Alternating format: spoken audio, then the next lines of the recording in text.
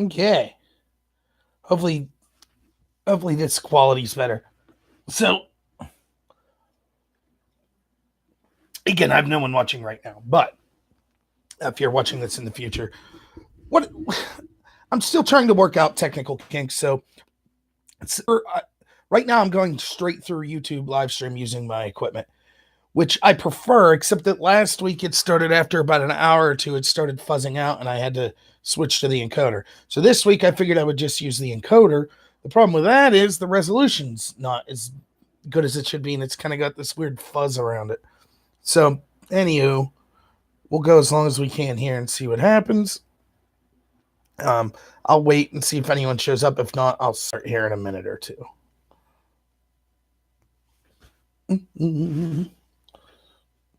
Chew my fingernails on camera. That's and then look at what's up with this hair. Ugh. How can you have hair this short and it still be a mess? Ridiculous. So, yeah, I'll be starting in a minute. I'm just going to wait and see if a couple more people show up. We'll see what happens. And then we'll get right into a bunch of lighthearted stories to talk about today. Okay.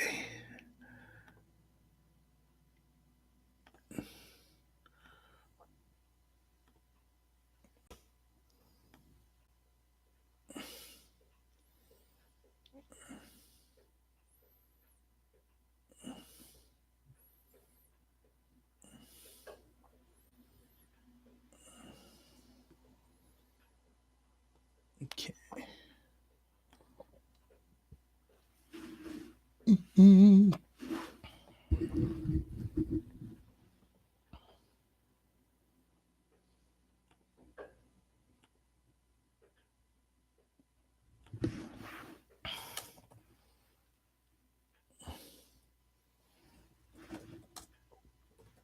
Just checking the chat to see if it's.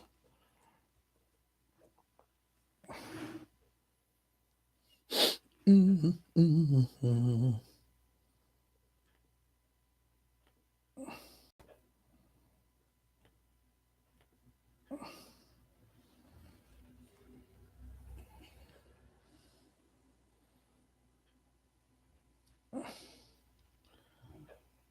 Okay.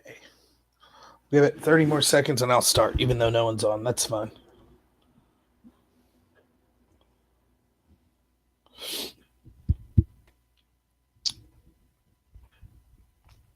Okay. So, only one person watching, but that's fine. I don't know how many people will be on today. Maybe people are enjoying the heat wave we're having since it's not negative 40 degrees. um, so yeah, there's a lot of topics to talk about today, most of which are going to be difficult, particularly the first one, which is abortion and kind of the craziness that's been going on with the new bill in New York, the proposed bill in Virginia. There's one in Rhode Island, I think one in Vermont that's coming up. And it seems to me like people on the left are kind of trying to run with this and push these abortion issues because they're afraid that if the issue comes to the Supreme Court, particularly if something happens to Ginsburg, that Roe v. Wade could be in trouble. So I figure I would give my opinions on just abortion law in general, where I stand on it, and then kind of what's going on this week, in the past week, and some of these proposed bills that are coming. First off, it's a very difficult subject to talk about. I think that abortion is one of those issues like gay rights, and other type issues that are used as wedge issues because I don't think it really matters to the establishment people. The establishment people are more concerned with like wealth and regime change wars and bailing out the lobbyists, like the banking industry and Federal Reserve policy and things like that. And so they give us these issues that rightfully a lot of people are concerned about. Whether you're pro-choice or pro-life, you could be a very decent person and legitimately care about these issues, but these issues don't matter to them, and so they know that we could all fight over them and then ignore the kind of corruption that we see, which is why we never see anything being done about things like wealth inequality, these regime change wars, other things such as that. None of those problems are ever focused on because we're so busy fighting with each other over things like abortion or gay rights. That's why I don't talk about that stuff often, because it's not that I don't have opinions, but it's that I feel these are very difficult issues to discuss. and that it ends up just creating animosity amongst people that otherwise would be allied and understanding that they want to fight this corruption. But, when it's in the news, it's in the news, and it's worth talking about. And it's something that, as someone who's running for Congress, believe it or not, which I'm sure you can't believe, with Pennsylvania's District 12, this is the first question that most of the people ask me. When I say I'm running, I'll be talking to GOP committee members, and they say, "What's your stance on abortion?" It's like the very first thing they ask. So I'll first say that I probably don't have the stance on abortion that would lead to me being the most successful in District 12. But I don't care. The entire idea of me running is I'm going to be honest. I'm not going to try to pander to groups based on what I think they want to hear. And I would be great at pandering. I have a very good net. In fact, when I did debate, one of my strong suits, I wasn't the smartest person. I certainly was slow as far as like the speed. I could barely keep up with people listening to them and writing notes. But one of the things I was good at reading people. I could read a judge and understand this is maybe the argument they want to hear. So I would be fantastic at pandering at people. I could sit down with someone for 5-10 minutes and be like, okay, I have a good guess at exactly what this person would think on most political issues, and I could spin it towards that audience if I want. But I'm not going to do that. Now, in an extent, you have your beliefs and you try to apply them to other people based on what you think they believe, but you don't change your beliefs. That's not something I'm going to do. So, for whoever just joined, I'm discussing my abortion policies and how, even though I'm running in a rural Pennsylvania district, it's heavily conservative, I don't know that my opinions on abortion will lead to being the most successful. But that's fine. If I give my opinions and people decide not to vote for me based on that, that's perfectly reasonable. Vote your conscience. And I am one of those people, you always hear this, like, oh, you hear people say, like, get out the vote. Go do what you want. Or let's get everyone to the polls. But then you ask if that person would then say to you, great, well, you give me a ride to a poll. I'm going to vote for the opposite person of you. Would you still give them a ride? Most people are like, well, no, then I don't want you to vote. I feel the opposite. I feel, yes, you should get informed, try to get some idea of what each candidate's offering, me included, since I'm running for office now. And if you disagree with me, I still want you to go vote. That's the idea, that the best idea should win. That's my feeling. So anyways, my feelings on abortion. I ultimately feel that I am personally would strongly encourage anyone I've ever met not to get an abortion. However, legally, I think that we should allow early trimester abortions. I will admit to being woefully ill-informed of the actual science of when a fetus is viable. I know that has changed since Roe v. Wade. Our understanding of medical issues involving pregnancy and fetal health has drastically improved and changed in our understanding of that situation since Roe was 72. So since the 72 Roe decision, I think that we've learned a lot more. So that ultimately is what I feel. That I feel that I am actually in the mainstream of what most people are. It's my gut feeling. I've read polls that speak to this, but I know you can't always trust the polls. But I think that the average American is not extremely pro-life or extremely pro-choice. And by that, I mean, they don't believe life begins at conception, and they don't believe that you should be allowed to have an abortion up until when you're in labor for any reason. I think most people fall somewhere in between that. Now, there might be slight discrepancies, like when does viability start? When should the cutoff be? I think that reasonable people could disagree on that, and that's fine. But that's ultimately, I feel that I'm in there. I don't know that like I said, I don't know that that's the position that the people, the constituents I'm running for want to hear when I'm running for District 12. But there's a lot to say about that anyways. First, I would have, as a congressional candidate, I would have no say in the abortion debate whatsoever at all. Abortion, basically the way the Constitution's written. Well, let me get to this first. Having said all that, I do believe Roe v. Wade should be overturned. I know my buddy Nate's watching. You might remember the one debate topic we had. We actually advocated a plan that overturned Casey. Casey was a 92 decision, I believe. And that decision was basically coming maybe it was 92 or 96, but it's coming 25 years after Roe v. Wade. And basically the issue of abortion is brought back to the Supreme Court. And like I said earlier, the reason for that is the argument was, look, we know way more about fetal health now than we did back then. And we should have the court look at when a baby could be viable, a fetus could be viable, and we should make abortion law based on that. instead of looking at the new evidence, the Supreme Court ruled in their decision it was basically 7 pages of what they called stare decisis. Stare decisis is just like a Latin term that basically means precedent matters. So in effect, what the decision was in the 90s, Casey decision was, we're going to just say it's important to follow the precedent of the 70s court and their Roe v. Wade decision. And I think that's a terrible thing. First off, I disagree with the Roe v. Wade decision initially because I don't think that the Constitution sought to say anything about abortion whatsoever. Abortion was actually around, although very primitive, in the times of our founding fathers and the times of the writing of the Constitution.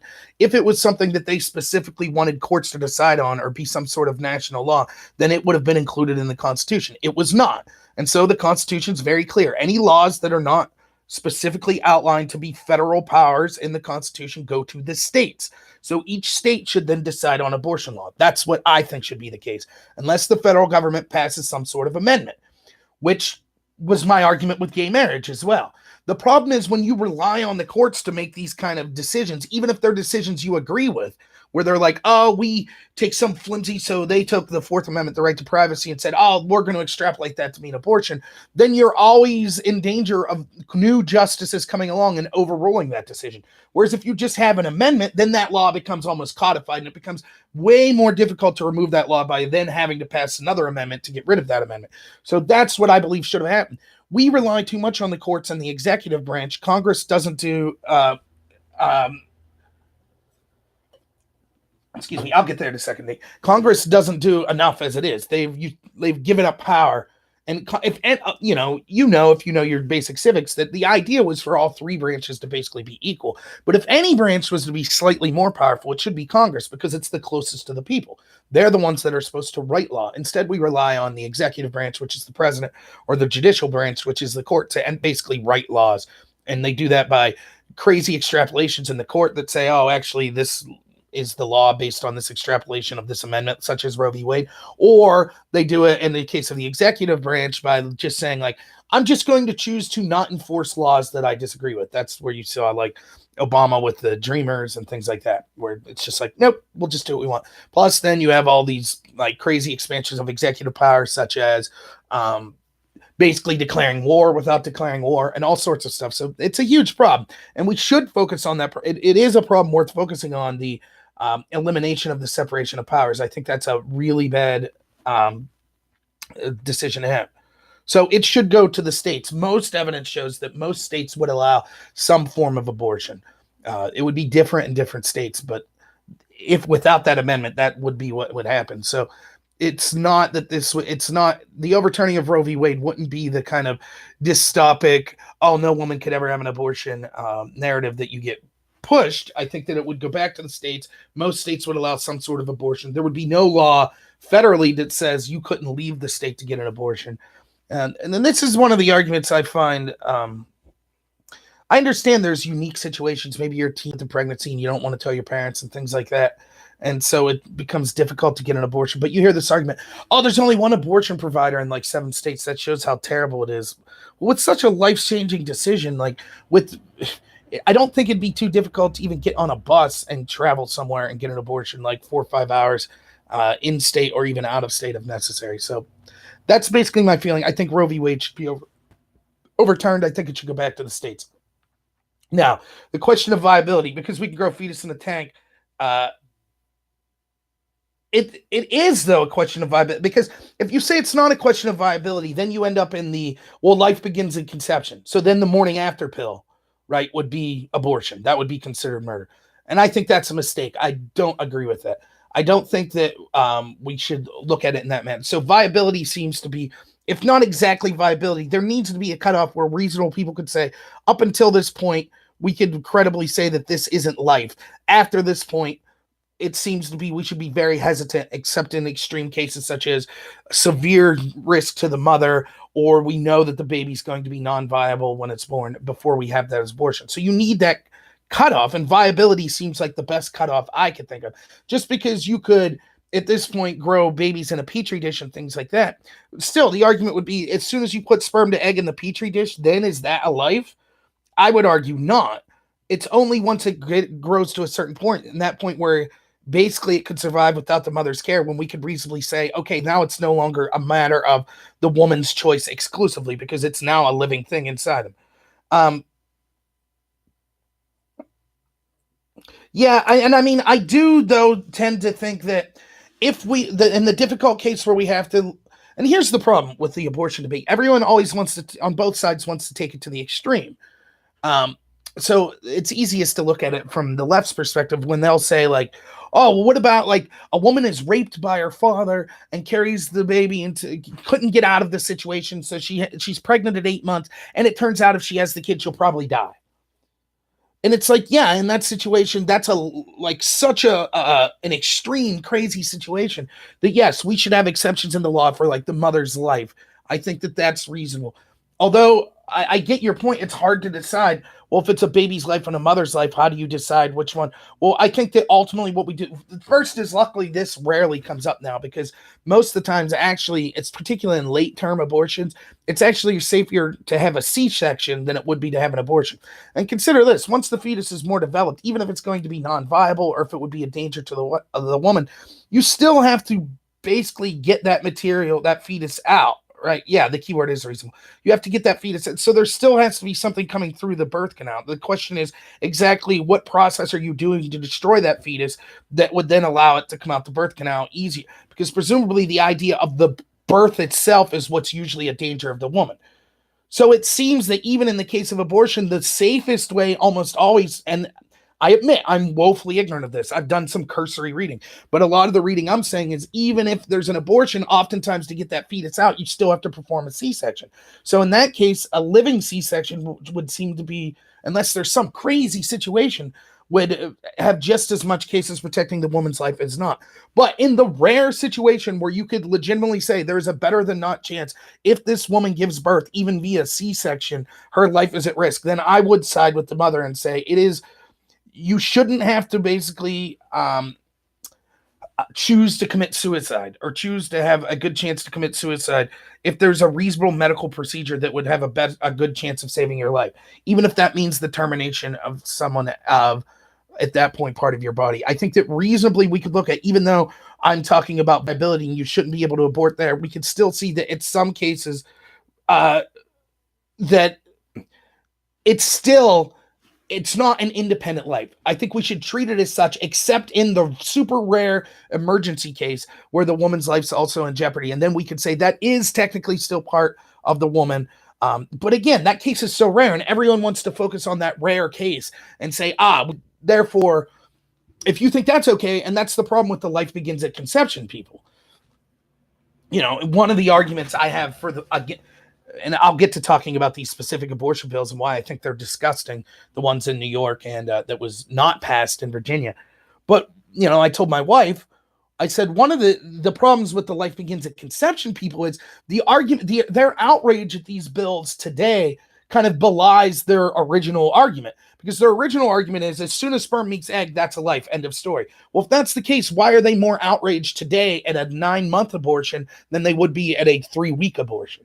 Right? If you truly believe life begins at conception, then you don't get to be more outraged. That's it, right?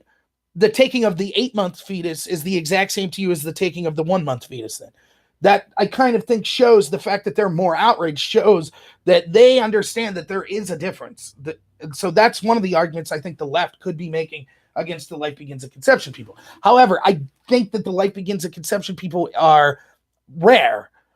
And I will say, probably because of my bias, because I'm conservative, I have more respect for the life begins at conceptions people than I do the opposite extreme. Like if you saw my video with the Tucker Carlson, the woman on Tucker Carlson, the abortion advocate, that extreme, which is basically you should be able to have an abortion even during labor for whatever reason you want. The government has no say in it, and we should celebrate our abortions. That extreme disgusts me. So even though I disagree with the extreme on the right, I can at least see from a moralistic standpoint where they're attempting to do it. The other side, I'm at a loss for words for how disgusting that side is. Luckily, I think that both of those are extreme, and I think that most of us, whether we lean more pro-choice or more, I agree, they are somewhat intellectually consistent. Though my argument is, then why are they more upset at the 8-month abortion than the 1-month abortion? But my point was, excuse me, when it comes to the far left on this, I think that this issue is important to talk about because I don't think that the mainstream right, as in the average Republican or Republican voter, is swinging more to the right on abortion. But I do think that the mainstream left is swinging more to the left on abortion. And I think that's evident by these bills you see being pushed by supposedly moderate Democrats. And I think that the fact that they're not being rebuked by the rest of the Democratic Party shows that even if the Nancy Pelosi's or the Dianne Feinsteins or the Chuck Schumers of the world, the people that are heading the Democratic Party, don't like these policies, they're afraid of certain people in their base that are very vocal, these extreme left-wing people, particularly on abortion, which would be like some super hardcore feminists and other groups like that. They're afraid to kind of go against them. And so they're trying to ignore the situation. Luckily for the left, 90% of the media is just the mouthpiece of the Democratic Party. And so they're not being asked these difficult questions, which is another thing which I'll get to. So we're 20 minutes in, and I kind of gave my idea of what I feel is abortion. The last thing my stance on abortion, the last thing I'll say in this is one of those issues that's so difficult. I'm not one of these people that are basically going to crap on you because you have a different stance of abortion. If you're one of these extreme crazy left people that I'm talking about, then yeah, I'll say I think your position is disgusting. I really do. Having said that, even in that situation, I try to have a civil discourse even with people I disagree with. I try to treat people in an argument or in a discussion like I would like to be treated. And there's certainly positions I have that some on the left would say are extreme. I don't think they're extreme. I think I'm pretty moderate in a lot of things. But so even if you're holding that disgusting position, I wouldn't seek to go out of my way to attack you physically or verbally. I would say I think that this is disgusting. Here are the reasons I think this policy is bad, etc. But I do think that that's the extreme rare people, even though I think the Democratic Party is getting closer to that. And if you're someone who's like, maybe you've had an abortion or your girlfriend or wife's had an abortion, or you think that, abortion should be allowed later than me, I think reasonable people, even though it's a tough issue and you're talking about potentially taking a life, there's so much that goes into it. I understand. So I'm not going to crap on you. I'm not going to call you a murderer or anything like that, unless you're one of these extreme people. So there, it's difficult to talk about, but that's where I'm at. And I ultimately, again, I repeat, I think this is a wedge issue, although it might be the most important issue to you. If you're someone who truly believes in like a woman's right to choose, that might be the most important issue. If you're someone who truly believes that we're killing babies by having abortions, then I can understand how this would be the biggest issue to you. It's just not an issue. I don't know how to resolve it. Sometimes in life you have difficult situations like this and there's no easy answer. And so, luckily I think one saving grace is medical science has come so far that we're starting to see where, the extreme cases of the woman's life being in danger is becoming less and less common. One study I read at one point, I wish I had it on me right now. This has nothing to do about abortion, but when you hear about how bad the world is today and how things are terrible and capitalism is horrible and all of this and that, in sub-Saharan Africa, in some of the poorest African countries, the infant mortality rate and the ability for women to survive birth is today what it was in the United Kingdom in the 1970s. So in other words, if you were born in the 1970s in the UK, you're like the medical technology and the ability to have like a clean pregnancy where the baby comes out healthy and the pregnancy goes smooth and the woman's not endangered is basically what it is in sub-Saharan Africa today. That is an incredible achievement of technology, of advancements. That doesn't mean we don't have a lot to go in the world yet, but I mean, that's something we should all be proud of and very happy about. And so I think that's kind of indicative of how medical technology and where we've come economically it's doing more to solve this difficult problem than discussions can, I think. So, right. And I know as a leftist, and here's what I would say to my Democratic friends or left-wing friends, even if you're not Democrat, the bills that I'm about to talk about, it's really giving ammo to your opponents. And this is the problem in the Trump era. Like, I'm not even though I support Trump, I'm not one of these people that you'll see it's like Trump's playing 4D chess. Every move he has, every insult on Twitter is carefully plotted ahead, months in advance. No, I don't believe that. I believe Trump has the good fortune of having some of the most idiotic opponents as the people that are running the Democratic Party than you could ask for. I mean, I'm one of the people that believe Trump did not win the 2016 election. Hillary lost the 2016 election. She was that unpalatable that Trump was able to win. I think if Trump runs against pretty much anyone else in the Democratic Party, I don't think he would have won. Even though I liked a lot of what Trump represented, I still say that. So I think that if you're a Democrat now, you should be wanting the mainstream Democratic leaders to come out and be like, whoa, whoa, whoa. No, this is not what these bills do not represent us on abortion. But they won't do that. And the media won't hold their feet to the fire over. And that gives space to Trump and the Republicans to be able to come out and say, like, look at what the Democrats are doing. And then poor people like you, Nate, and again, I don't know if you vote Democrat or not, Nate, but I know you're someone who's consider yourself on the left. You're stuck in the position of like, look, this doesn't represent me. I still don't want to vote Republican because of these other issues, but I don't feel the Democratic Party's representing me by not speaking out against these abortion issues. And it puts you in a very a difficult position where then this one wedge issue is going to end up costing you. And I do think politically that the Democrats, and I'll get to more of the media and their response to this. I was watching Ben Shapiro's show before I did my show, and he's making fun of the fact that he says, one of the people at his network, they say, here's the media's axiom. If Republicans make a mistake, then the media story becomes Republicans made a mistake. If Democrats make a mistake, then the media story becomes Republicans pounce on Democrats making a mistake. And that's what you're seeing. The Washington Post, the New York Times, all these outlets today are coming out. And in the past couple of days, with all these mistakes that are starting to pile up on the Democratic side, this abortion one particularly saying, oh, the Republicans are pouncing on this and trying to make it a big issue. Well, yeah, because these are, quote, the Virginia governor is supposedly a moderate Democrat. He comes out saying the statements he did. So it will be something. The Republicans politically are very smart to grab onto this because they realize that the average person, like I said, I don't know. I'm skeptical of a lot of polls, but I truly believe that the average person's in the middle on abortion. They're probably that. The average person doesn't like it. The average person isn't like someone that would be like, celebrate your abortion, but they think the law there should be allowed to be early abortions, and then there shouldn't be allowed to be way late abortions unless it's an emergency or something. I think that's where the average person is. I really do. And I think the Democrats understand that as well. So if you're strategizing in the Democratic Party, if you're a Nancy Pelosi, I don't think Nancy Pelosi or Dianne Feinstein or Chuck Schumer or any of the people that are running the Democratic Party really care too much about abortion. I really don't. I think they're more interested in maintaining power. They're more interested in, getting wealthy, bailing out their friends, having these foreign regime change wars so that they can consolidate more power, having kind of a globalist agenda, which can help consolidate power to them and their donors, etc. And so I think if you could have a beer with Nancy Pelosi or Chuck Schumer and they knew it would never get out of the room, you'd be like, what do you think about Cuomo celebrating this abortion law in New York? What do you think about the governor in Virginia, his statements on this? I think they'd be like, man, I think they need to shut up. I think they need to stop pushing this. Why give fodder to Donald Trump and the Republicans? Why spur up the evangelical base? They've been trying to make inroads into, look, if you're evangelical, why would you vote for Trump? At the very least, he's an adulterer, right?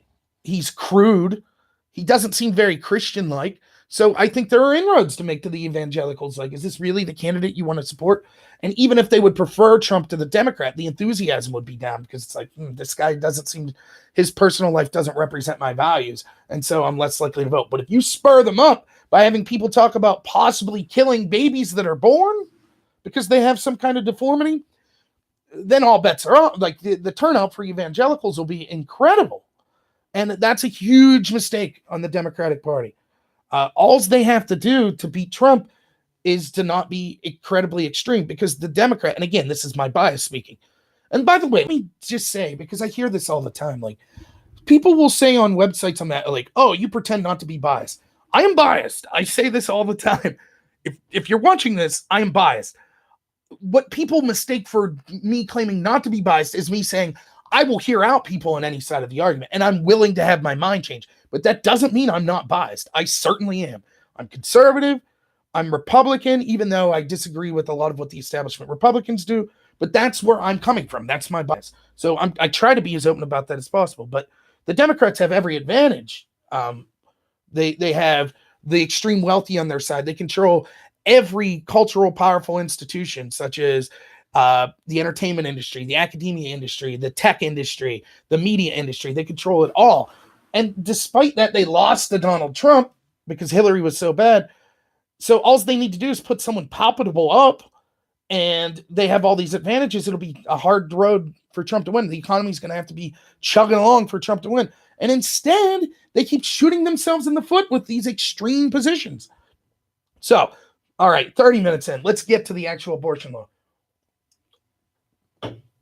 So the first law was the New York law, which I'll talk less about, but it kind of has the fundamental problem that the Virginia law that was being pushed forth has, which is what the New York law did was it does two things, which are, the first is, I believe and I know I will admit to knowing less about the New York law than the Virginia law, but I've really looked into this Virginia law. So the first thing that the New York law did, to my understanding, is it is no longer criminal offense to damage a fetus. And this was done so that like there wouldn't be possible charges brought against a doctor that maybe performs an abortion that's later deemed to be illegal. And so now you can't criminally, even now, my understanding is this doesn't mean there wouldn't be possible civil penalties, but as far as a criminal penalty, it wouldn't be there. One of the adverse side effects of this means that it would no longer be considered a murder if you intentionally damage a pregnant woman and end her pregnancy.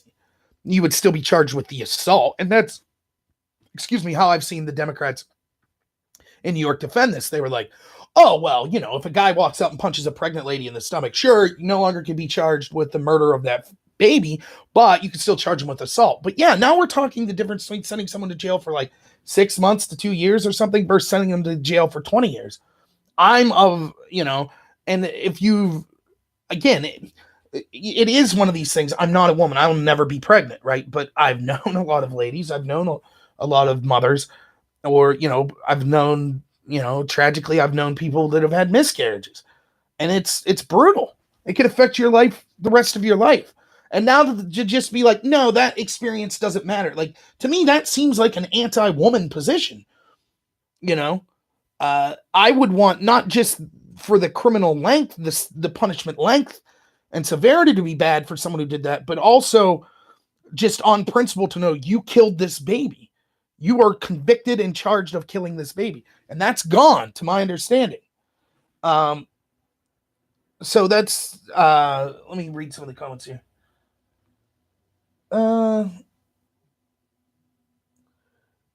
Yeah, like the baby killer thing, like I was saying, if you didn't see when I came on, that's not me.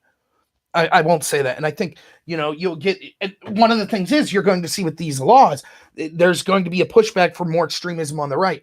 And I already saw like some people on some of the websites was like, well, you could kind of understand why people firebomb abortion clinics. No, I can't. That's disgusting. That's equally disgusting. There are tons of people. First off, there are tons of clinics that aren't engaged in late trimester abortions. There are tons of clinics that, maybe discourage abortions. You don't know what an individual abortion practitioner, maybe they're doing everything they can to try to convince the lady you shouldn't have an abortion. I don't know how common that is. I don't know.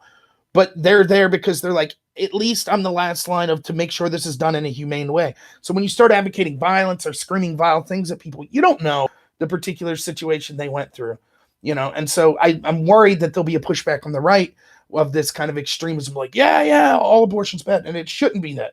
So no one should call you a baby killer. That's disgusting. And again, I'm more pro-life than pro-choice, but I certainly understand. I'm certainly for early-term abortions. I just am. I don't know what that makes me, pro-life and pro-choice, or anti-life and anti-choice, maybe, depending on your perspective, right? It's funny, the euphemisms that we give to these positions. But yeah, so I'm with you, and I understand that.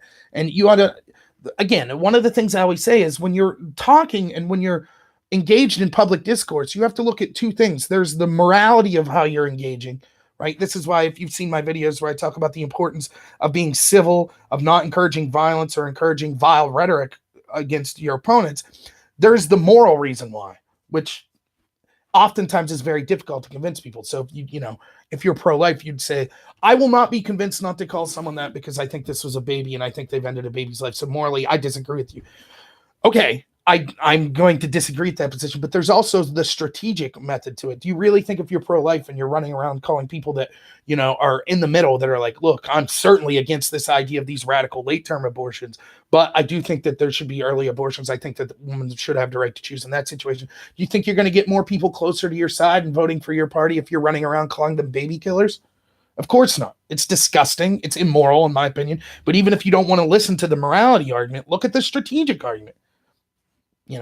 That's my take on it. So anyways, that was the first thing the New York bill did. The second thing, and this is very similar to what the Virginia bill did, was you can now have late-term abortions.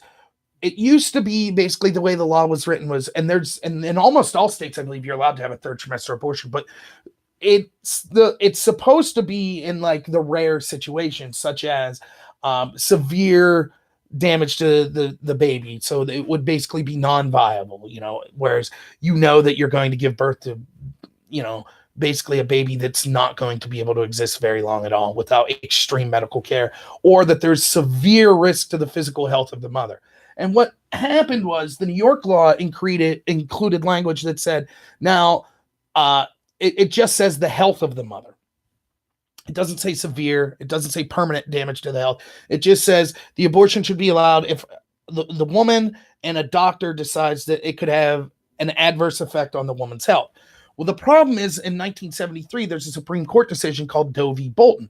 And in that, Doe v. Bolton describes that when talking about pregnancy, that when we discuss a mother's health, it defines what that means. And that could mean physical health, which clearly makes sense, but also mental health and emotional health. And the problem is, well, then the way that language is so vague, you could make a case for basically a woman would just have to be like, this pregnancy is taking such a mental toll on me that I just want to be done with it. And every woman I've ever known that's been pregnant will tell you it takes not just a physical toll on you, but an incredible mental toll on you. An absolute amount. We know that. I mean, there's postpartum depression and things like that. So it's clear, and that's clinically recognized. It's something I believe in, obviously. So it's clear that we know that the pregnancy has massive mental health effects on basically every woman. Even women that go through and say, I had an easy labor, easy pregnancy, prop my feet up, blah, blah, blah. Even them would say, but yeah, it took a mental toll on me. And so, like, I know, Nate, you were in debate, right? One of the things in debate, you would have a topic every year that would say something like this. The United States federal government should substantially reduce the amount of subsidies in corn. Let's say that was the topic. You would have these very technical debates of what does substantial mean? Is 20% substantial? Is substantial of worth? And so you would read dictionary definitions, one side or another. If the law is written this vaguely, basically what you do then is you allow doctors and these women to say, I felt that we were in the confines of the law when this woman said that this pregnancy was, in 8.5 months was causing her mental anguish. And so we terminated. It wasn't going to be permanent mental anguish. It was just mental anguish. It was affecting her mental health. Therefore, it makes these third trimester abortions much more likely. Most people, I think those types of abortions should be reserved for when the woman's health is in extreme danger, or she may die, or it might be some everlasting effect that she can never recover from, or when the fetus is, or the baby, however you want to look at it, is so damaged, unfortunately, that it's just not going to work out.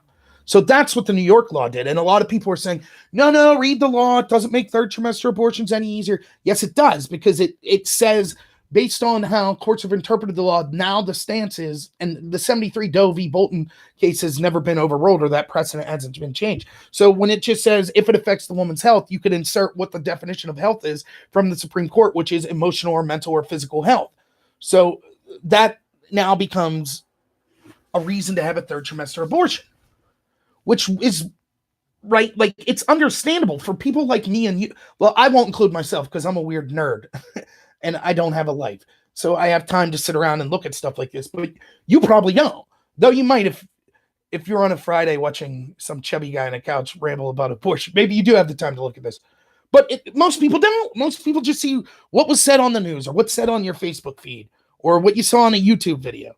And you should, if you can, go and read the law yourself, but not everyone's going to do that. I understand. So, a lot of people are defending it's like, no, it doesn't make these abortions more likely. I disagree. I think the language does that. And I think that if you're a lawmaker and didn't understand that, you have to understand when you're writing these laws, particularly in a very, I don't know if controversial, but a very emotionally driven issue like this, you should be very precise in your language. And I think they are very precise in their language. I think it was intentionally written this way because they are encouraging. Now, does that mean the average Democrat wants that? No, I'm not saying that the average Democrat voter, but the people who wrote the bills want that. And that's why I say I think the Democratic Party is getting more extreme to the left on the issue of abortion. So then fast forward to the Virginia bill. Now, there's a couple things to look at in this Virginia bill and the issue of it. One is, what does the bill itself say? The second is, what were the people, such as the Virginia governor, his comments, what was he trying to say in response to the other comments from that bill? And I think these are two separate issues that we need to look at. So the controversy starts where this woman, her name's Tran, and she's a state delegate. So I'm sure everyone can figure this out, but you have your state government and then you have your federal government. Well, these issues are all coming at the state level. So when Cuomo lights up New York pink in celebration of the New York law, that's because it's a New York state law. So this woman, Tran, is pushing, she's a state delegate. And so she's pushing for the state law to be changed in Virginia. And she's basically defending this bill in front of other committee members in the state. Again, this isn't the federal government. This is the state government, which is, again, how I feel it should be. It should be up to the state governments to make up their own mind on these laws. And there's a video, which you could check out. It's not hard to find on YouTube, where this guy asks her, like, let me ask you, for issues of mental health, is there a limit going up to how late in the trimester, third trimester, that for mental health reasons, a woman and a doctor could decide to have an abortion? And the woman's like, oh, it's physical health too. And the guy's like, yeah, I get it, but is there a limit? And the woman's like, well, we think it should be up to a doctor, blah, blah. He's like, I get that. I'm talking about the bill. What does the bill say? And you could see, like, you could tell by her reaction, she knows what she's about to say is disgusting. The guy says, let's say there's signs of labor. The woman's dilating. You could still have an abortion for mental health reasons? And the woman says, you just have to see her facial expression. She's like, yeah, there's no limit. Like, she knows, as she articulates, when you take this out to, like, this is literally what you're making legal. They don't want to have that conversation. That's why today the media is not asking people specifically about this bill. It was signed by 20 Democrats. One of the co-sponsors of the bill, since the outrage came out and said, I'm sorry, I didn't read the bill. I didn't understand what was in it. I'm pro-choice, but I kind of find this bill disgusting. It went further than I thought. So that's where the issue was. And I'll read to you the bill, if you let me bring this up for a minute. Now, this is going to be difficult because the site I'm looking at, there's already allowed third trimester abortions in the state of Virginia. And so it's bill 18.2-74 is the point. When abortion or termination of pregnancy lawful after second trimester of pregnancy. Now, I'm not going to read the whole part. I'm just going to read section B, which is the relevant part. The physician and two consulting physicians certify and so enter in the hospital record of the woman that in their medical opinion, based on their best clinical judgment, the continuation of the pregnancy is likely, and this is the importance of the continuation of the pregnancy is likely to result in the death of the woman or substantially and irredeemably impair the mental or physical health of the woman. And so basically it says you need two doctors, and that they need to decide that either the woman is this is the current law, right? I know this is going to be really confusing, but the current law says you need two doctors, and they come together and decide collectively that this woman either has a huge risk of dying, or she is going to be physically or mentally substantially or irredeemably harmed by this. which, again, there could be some wiggle room. What does that mean? But still, at least there's some qualifiers. And that language is designed to be like doctors have to basically be able to prove there's going to be massive, massive, massive, irredeemable or terrible effects if this birth goes through. And so in that crazy situation, we could terminate the birth. Now, again, as I said towards the beginning of my video, for those of you who weren't there, the literature I read still says that even if you abort, you still have to get the fetus out of there somehow. And most of the time that's a C-section anyway. So a C-section at 8 months, 8.5 months, or God forbid, like this woman is saying, at the time of dilation, at that point, just have the C-section and take the baby out. I don't get it, but nonetheless, that's how the law was written. Now, what did the change in law? What was the proposed change? There were 2 proposed changes. The first is that this trans woman that said that it would allow abortions even while in labor. The first is instead of 2 consulting physicians, there would be just 1 needed, which is bad, but okay, that's not the end of the world. I think you should have 2 doctors and at the late-term abortion decide on this. But okay, that changes it to 1. But that's not the issue that people were really flipping out about. The second issue was it removes the terms substantially and irredeemably. So now it reads like this, and this is the proposed law that didn't pass yet. The continuation of the pregnancy is likely to result in the death of the woman or impair the mental or physical health of the woman. Do you see the problem? Now, I already told you, but just on your own life experiences, ask yourself this. Have you ever known one woman who was ever pregnant that would say, yeah, this pregnancy affected my mental health? Literally, the law says it doesn't have to substantially affect her mental health. It doesn't have to irredeemably affect her mental health. All a woman would have to argue to her doctor now is, I feel it's affecting my mental health. And that is reason for an abortion up until the point of labor. That's what this proposed law says. That is what the outrage is. It's you're literally taking steps to make what we should all say is the original law, the way it already preserved a woman's right to choose. There was already early abortions allowed. It already gave exemptions for if the woman's going to be horribly hurt by this. It already gave exemptions for that abortion should be allowed even in the 3rd trimester. But they need to take it further. They need to say, basically, you should be allowed to have an abortion at the 3rd trimester for the exact same reason that you would want to have one in the 1st trimester. And that's disgusting and wrong and terrible, in my opinion. But that's what they're defending. And I don't think that the average person is for that. Now, it is in this context then, right? So this came out and the bill was getting some sort of media play, at least from pro-life people, but certainly not the left-wing media. They weren't talking about it at all. When the story kind of explodes is the governor of Virginia, who's a Democrat and is considered a moderate, then goes on this radio show. And he's asked basically, let me try to get as specific as possible here. He's asked basically, did you hear? So this councilwoman who pushed forth the bill, her name was Delegate Tran. She pushed through this bill, and she said that these would be possible up until the point of dilation. And I don't have the exact part in front of me. I just have part of his quote. And so the governor's like, yeah, I didn't hear her comments, and I can't defend particularly what she says. But he says this, and now I am quoting him. When we talk about 3rd trimester abortions, these are done with the consent of obviously the mother, with the consent of the physicians, more than one physician, by the way, which the proposed law would change that. And it's done in cases where there may be severe deformities and there may be a fetus that's non-viable.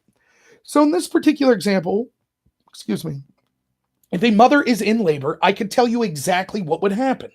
The infant would be delivered. The infant would be kept comfortable.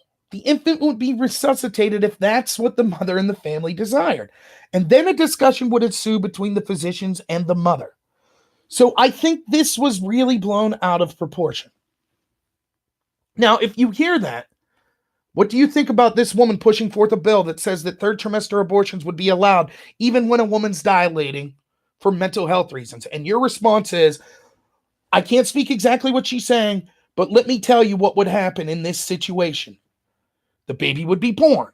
The baby would be made resuscitated if that's what the mother wants. The baby would be made comfortable, and then the doctor and the mother would discuss, are they going to allow the baby to die, basically. That sounds an awful lot like this guy just said that even after a baby's born, a mother could choose to terminate it.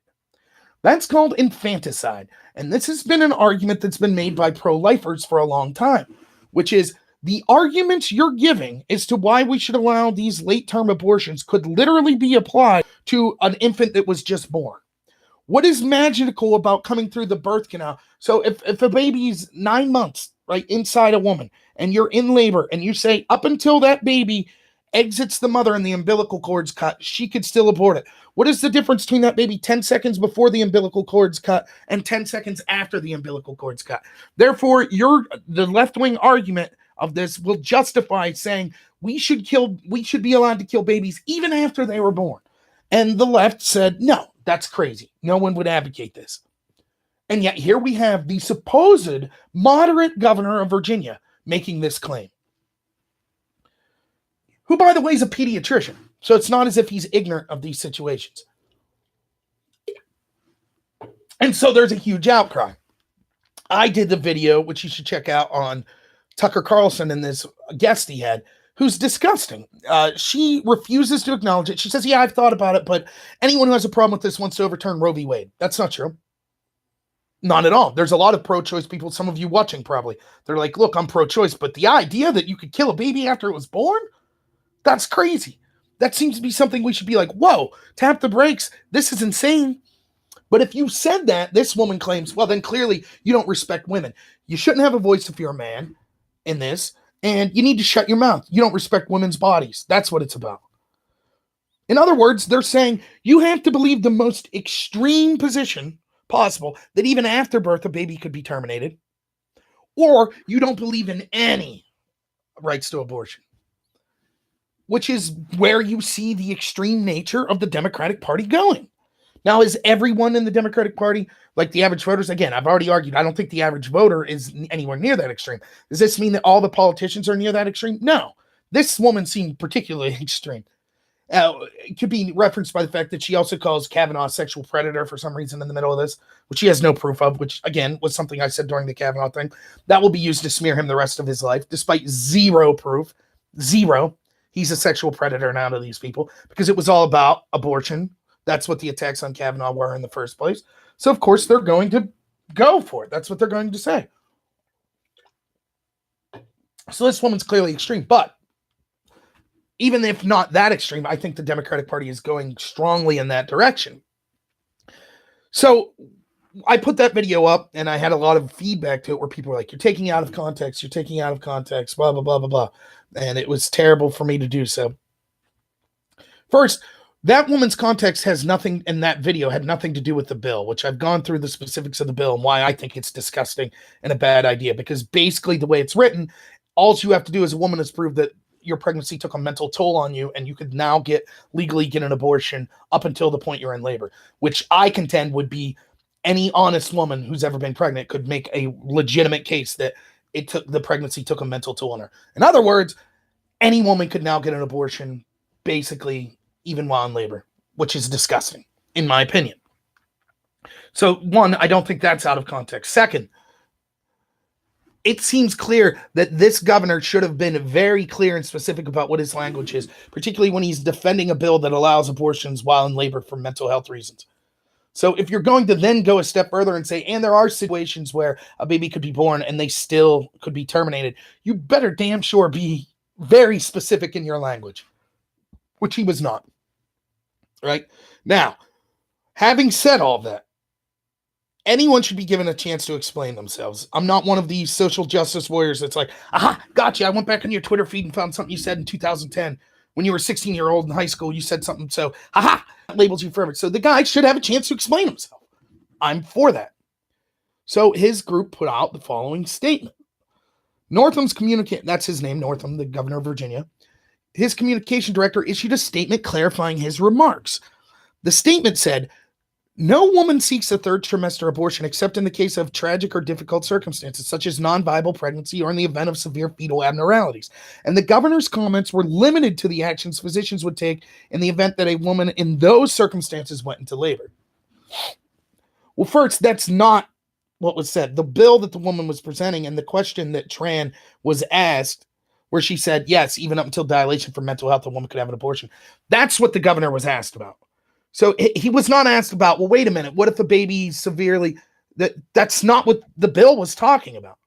So if this is truly what he meant, okay, but don't get in your, because he then goes on and gives a statement. I stand by my statements, and he basically plays the victim card. People are coming at, they're purposely taking my words out of context. Well, no. If someone says, what do you think about this woman saying that you could have an abortion while dilating? And you say, well, in this situation, I think that the baby would be born, and then they could decide to end the baby's life. And then he follows his statement, said, so I think this situation was blown out of proportion. That's what he's talking about. The situation with this woman, Tran, being asked about abortions even when dilating. He says he thinks it was blown out of proportion. So clearly he's talking about that specific statement. How are we to extrapolate from that he only meant if the fetus was not going to be viable or severely deformed? He wasn't talking about what Tran said. So one, you can't hardly blame people. But secondly, let's take his statement at face value. He says that no woman seeks a third trimester abortion except in the case of tragic, difficult circumstances such as non-viable pregnancy or in the event of severe fetal abnormalities. Now, I've been going back and forth online with people about this, and this seems to be what a lot of people are saying. Look, okay, you're right. If you want to be a very pro-life person or you're a very conspiratorial person, you could read that bill and say, well, every woman has gone through mental health issues, or it's taken a mental toll on every woman who's been pregnant. Therefore, this means any woman could have a third trimester abortion. But it won't happen. Let me alleviate your fears. That won't happen. And the reason is women would never do that. And doctors would never allow it anyways. That's not true at all. Right? So I've been looking into stats, which blew my mind. It's, again, abortion's not something I really look into. But I found statistics, and I've yet to see people provide counter statistics. So I'm going to read you this article, and keep in mind what the governor's claim is here. A woman would only do this if the fetus was basically severely deformed, or it was not going to be viable, or her health would be severely impacted. So here we go. Abortions after 20 weeks have been banned in Texas. We are now hearing the familiar argument that all late-term abortions are done because there is a serious health risk for the mother or a major disease or deformity of the baby, which, again, this is talking about the Texas law, but it's the same issue. We're talking about the argument that this governor's making that, the only reason you have late-term abortions is because severe risk of the mother or major deformity or disease. Some time ago, Abby Johnson, former clinic director of the largest Planned Parenthood clinic in Texas, addressed this issue by saying, and I'm quoting her, "It is false to say the women who choose late-term abortion do so because of medical reasons. We referred hundreds of women to abort their babies after 24 weeks. Not one was for medical reasons."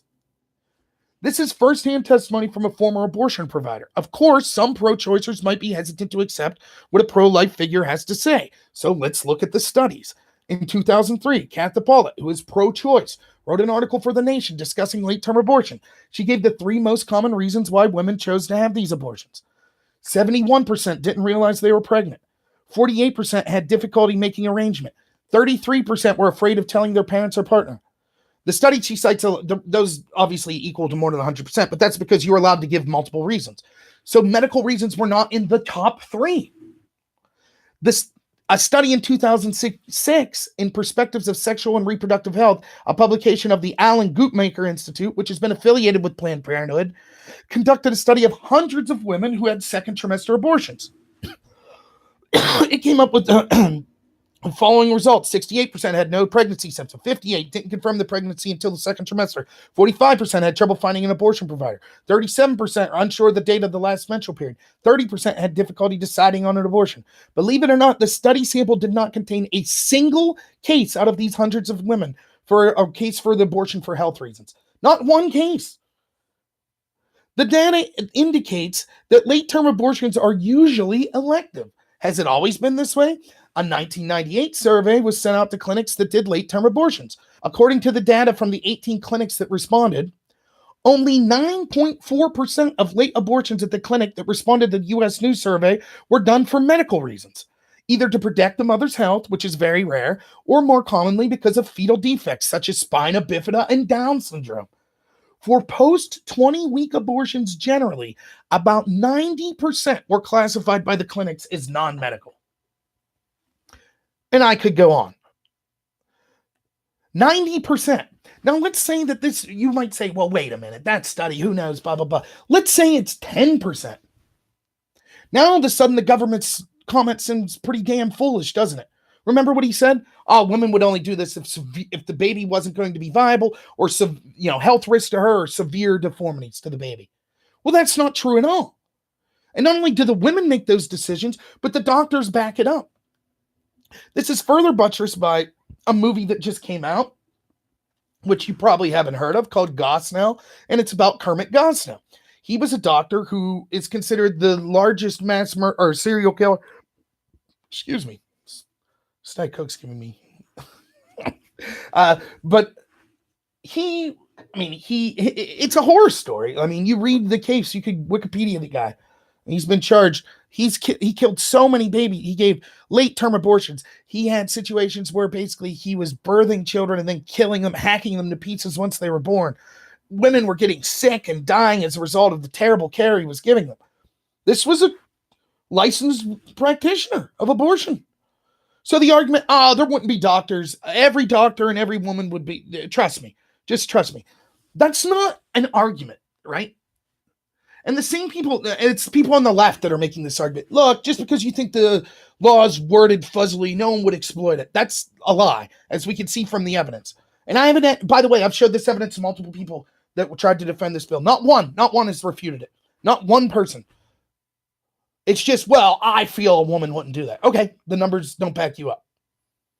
These numbers say 90%. I'm willing to say maybe that's an outlier, but I bet that at least shows that how many dead babies are acceptable? How many 9-month pregnancies are acceptable? 5? The law allows 5 that otherwise wouldn't have been allowed. So it's cool. Don't worry about it. That amount seems wow. And then you'll have people say, well, actually only 1 to 3% of abortions are third trimester abortions in the world today. And we had roughly 800,000 abortions, or in the United States today. We had roughly 800,000 abortions like last year. So that would mean only 1% of that. You're talking 8,000. Well, if these numbers are true, that 90% of that 8,000 was for non-medical reasons, you're talking like 6,000 babies a year for non-medical reasons being killed like at 8 months. That's horrific. I'm not talking about first trimester abortions or even early second trimester abortions. I'm not talking about that. I'm talking just third trimester abortions. And I'm not talking about in cases where the mother's health was severely at risk or the baby was going to be born with such, basically unlivable medical conditions. I'm not talking about that. I'm saying still 6,000 beyond that killed at like 8 months or later. That's unbelievable. Like, why aren't these numbers reported? So, again, I think, well, yeah, exactly. And that's the point. It was worded that way deliberately. That's exactly the point. Now, let's take the governor's statement again. Let's take his clarification. No woman seeks a third trimester abortion except in cases of tragic or difficult circumstances, such as a non-viable pregnancy or in the event of severe abnormalities, which I showed that's not true. And the governor's comment were limited to the actions physicians would take in the event that a woman was in those circumstances went into labor.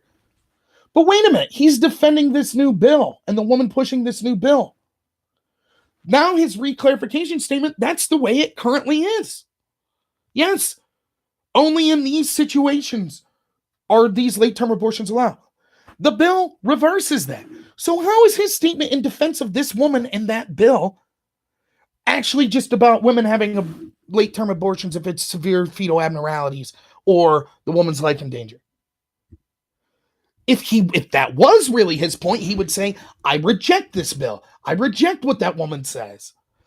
I think there are difficult situations where possibly after birth, a doctor and a mother would have to decide this. But the current law says that can only be in these very difficult situations. Instead, he's backing this bill that makes these situations, in my opinion, you could have this late-term abortion even during labor, according to the sponsor of the bill. Any woman, all you have to do is say the pregnancy has a mental toll on you, which could be any woman who is ever pregnant.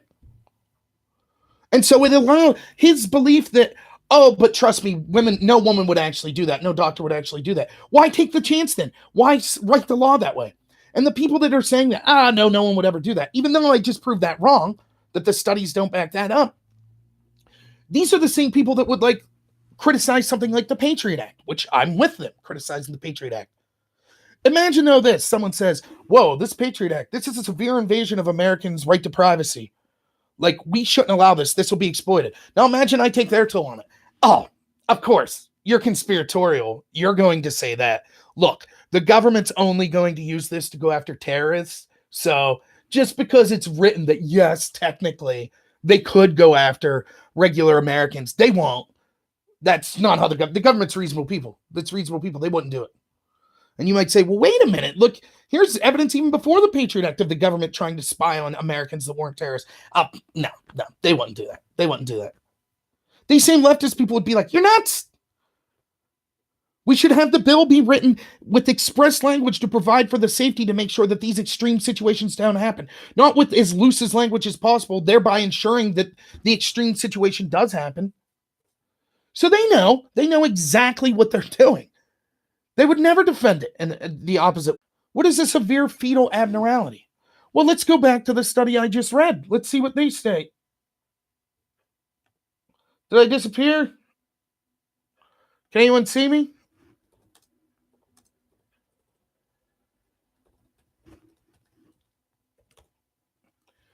One sec.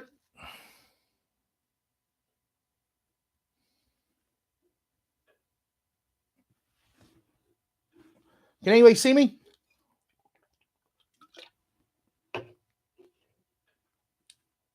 I'm back. Okay. I don't know what the hell. As I was explaining, so last week I did this. I'm going straight through YouTube.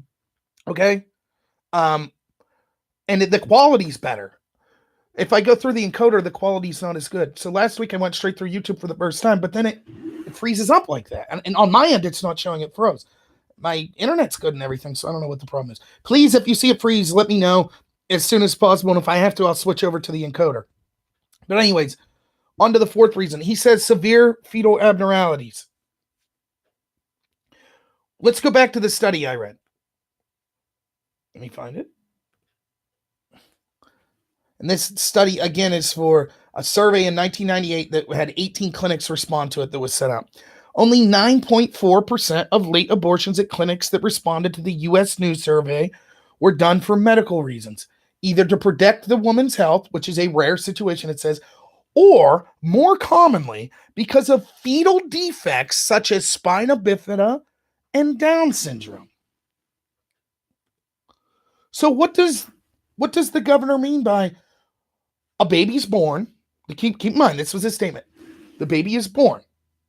The baby is resuscitated if that's what the mother wants. The baby is made comfortable, and then the doctor and mother discuss, are we going to leave this baby's life continue? Down syndrome? That's what we're talking about? Because that's what one of the more common, spina bifida? Do we think that people with Down syndrome and spina bifida don't deserve a chance at life? If they're even after they're born, if we realize they have that, well, then discard them. What about if they're born without arms or legs or toes? Without vision? How far are we willing to go? What deformities are enough that we could say, oh, you were born with a deformity. Sorry, throw them in the trash bin. We'll make it comfortable, though. Would the governor like to clarify? Would he like to say exactly what these severe deformities he's discussing are?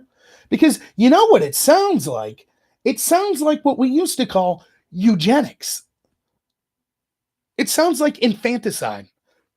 It sounds like saying, we don't want the undesirable. We don't want the handicap.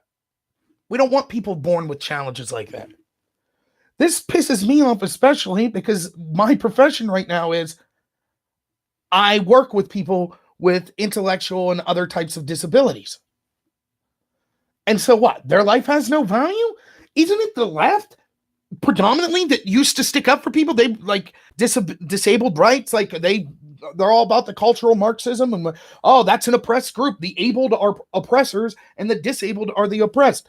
And now we're saying though, under certain deformities, We're not going to define what those are, but that you should be allowed after the baby is born to terminate the baby. I mean, that sounds grotesque. That sounds... So even in the clarified statement, you still would have to be like, no, wait a minute. What the hell are you saying now? What do you mean severe deformity? Can you please define that?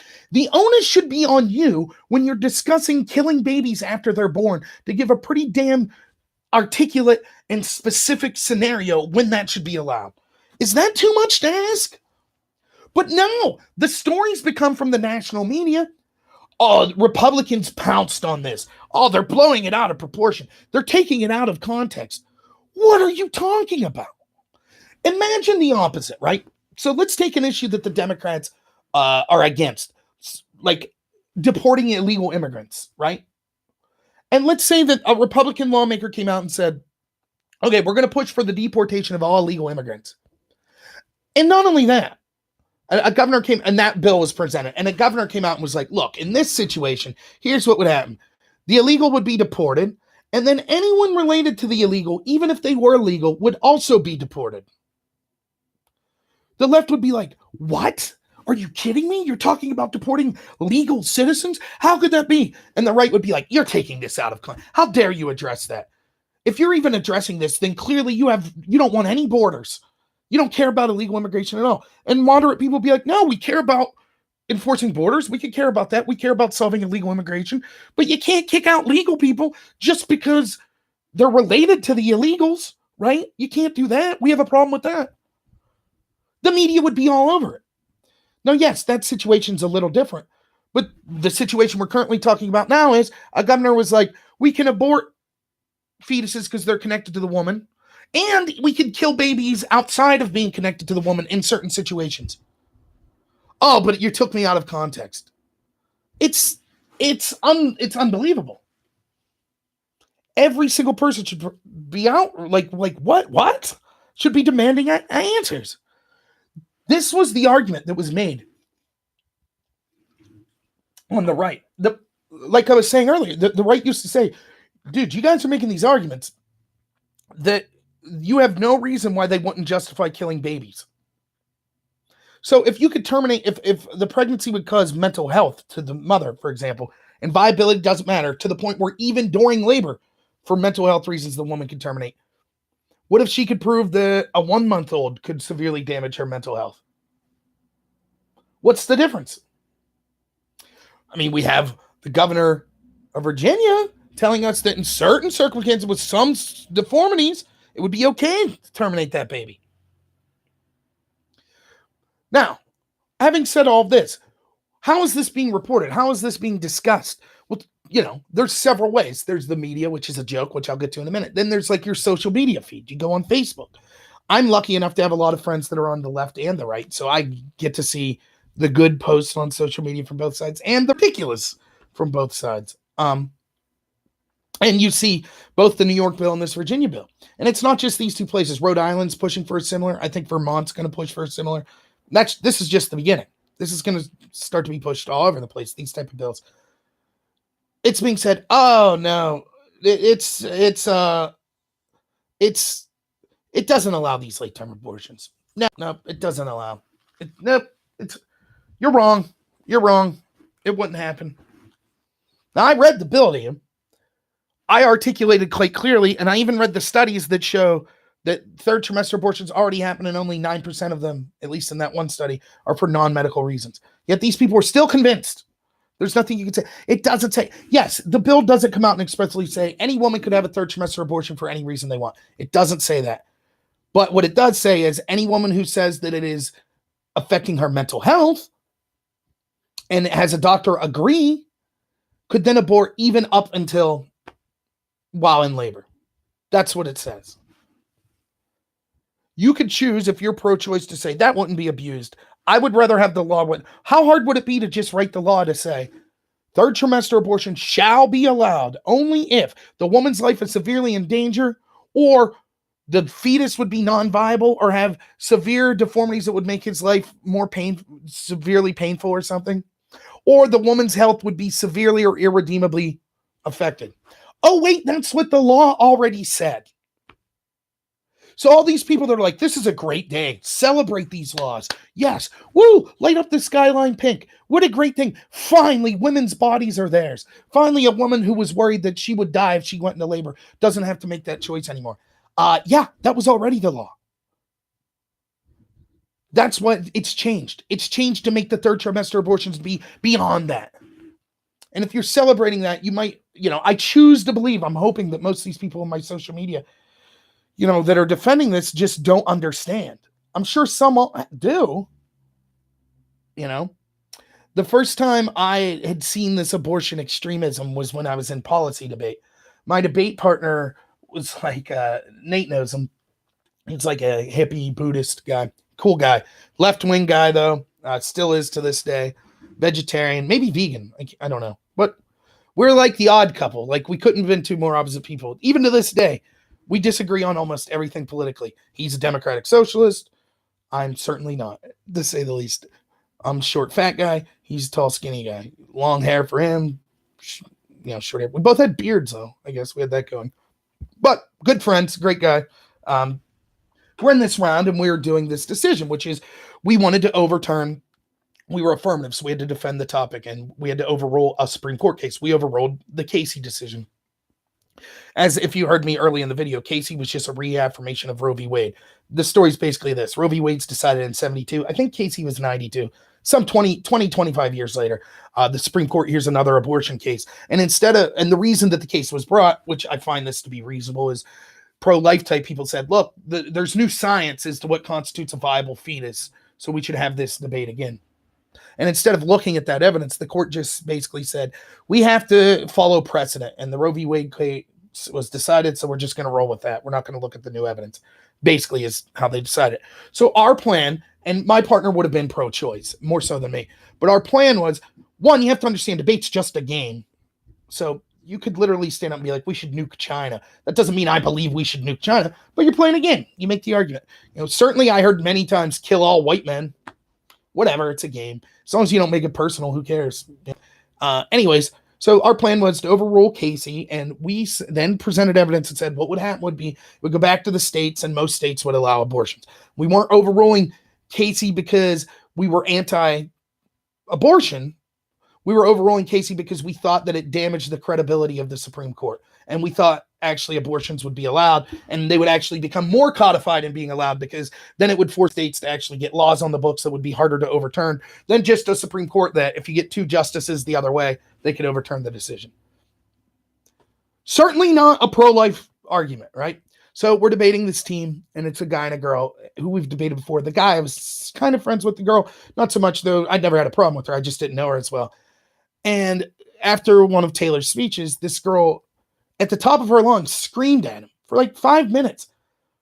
F you, in his face, flipping him off, cursing and screaming. You have no right to tell me what to do with my body. Blah, blah, blah, blah, blah. And me and her partner are just kind of looking at each other, smiling like, holy cow.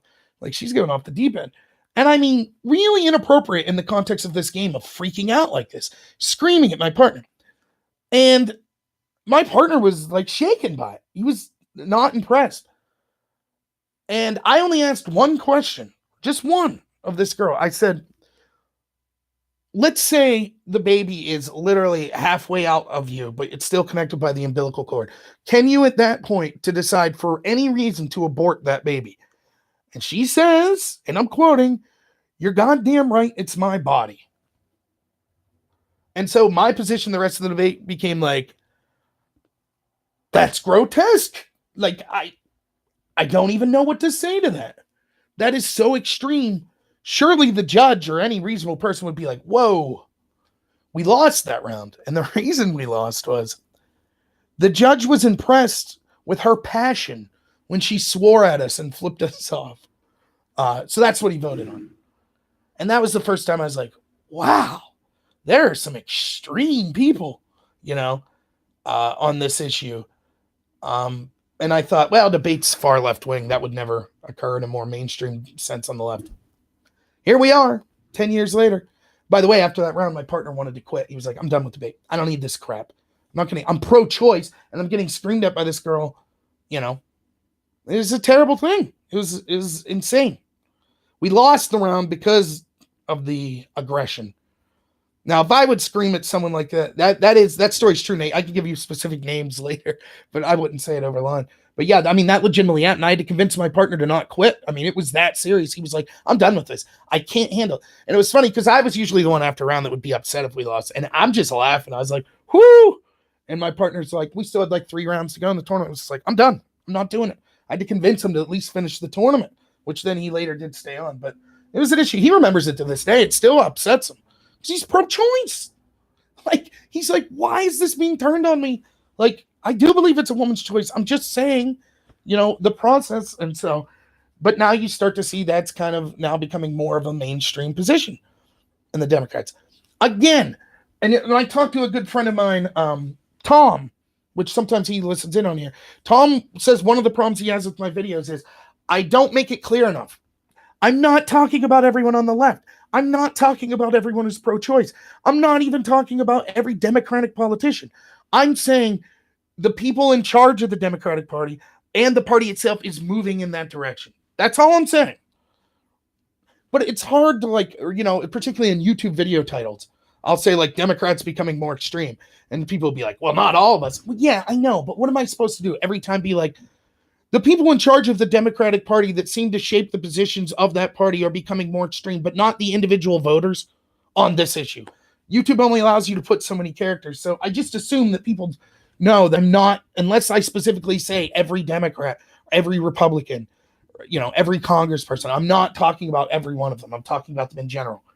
It's the same argument you hear people say where you're like, look, men are physically stronger than women. Well, not everyone. Yes, of course. There are individual women stronger than me, certainly, but there are individual women that are very strong, that are near the top echelons of the strength of all people. Oh, the strongest men are usually physically stronger than the strongest women. And at the extreme levels of strength, you tend to see way more men than women. That's it. That doesn't mean women are inferior or anything. I'm not saying all women are weak. I'm not saying that. And you can say there's things that women predominantly, women are much better at dealing with people. Their social skills are usually much higher. Does that mean you can't have a guy that's has good social skills dealing with people? Of course not. But it just becomes very clunky linguistically to have to say every time. Not talking about every individual person. So let's see how the media is handling this, right? I thought I had a water. Oh, let me grab a drink of water real quick, and we'll get on to the media's coverage of this.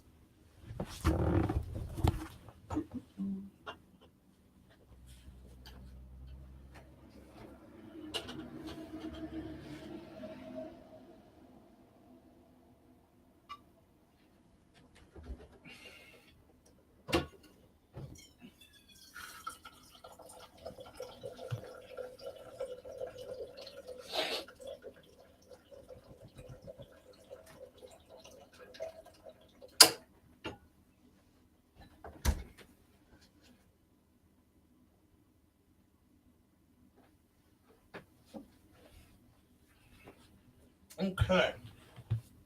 Well, that's a good look. Dripped water on my shirt there. So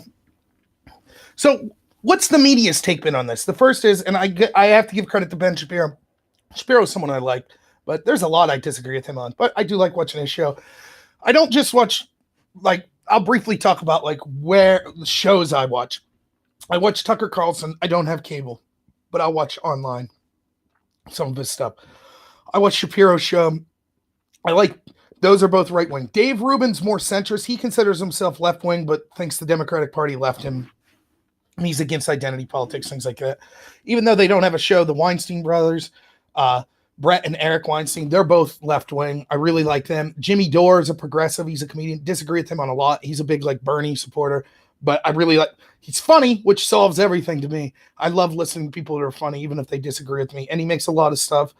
Gavin McInnes, he's considered an extremist. He was the guy that was in the Proud Boys. I don't watch a lot of his stuff anymore, but yeah, I think he's funny and he made me laugh. I think he's unfairly maligned as, it's one of those things. If you could label someone a hate group, then you could silence them. I'm not saying he hasn't ever said anything that could be considered hateful, but I haven't seen it in the majority of stuff I watch of him. Those are some of the people I watch. There are the only mainstream person in that group would probably be Tucker Carlson. Even though I think he's ridiculous on many issues, I will have to say that Jake Tapper from CNN is less ridiculous than a lot of the other people. Someone like Van Jones. Van Jones was this guy. He's a black guy who came out after the election and said that Trump winning was a white lash. It was a white lash. White people, blah, blah, blah, which was absurd. And I was like, but he since came out, and he, at least to his credit, he went out and was like, I'm going to go to Trump country. And he had a show where he did this for a while. And he let people have their say that were Trump supporters. And he was like, okay, I could agree with a lot of this was coming.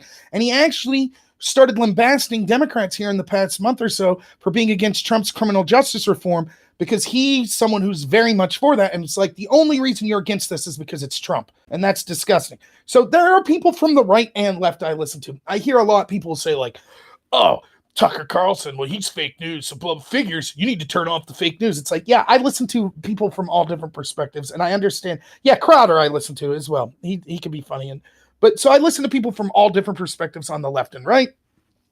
And look, I think that the mainstream media is terrible. But if you go to any of the websites like Above Top Secret I'm on, I'm never just outright dismissing an article because it's CNN. Now, if it's or New York Times or whatever, even though I distrust those, I think but predominantly most of their stories are factual. It's then how they interpret those facts that is where the spin comes. So, for example, if CNN says the Dow Jones is up 300 points today, I'm not going to be like, fake news, CNN, that must be a lie. You're like, okay. But then if they say, oh, that's because everyone thinks Trump's going to be impeached and then the Dow Jones will increase if Trump's impeached, I'd be like, no, that's their spin.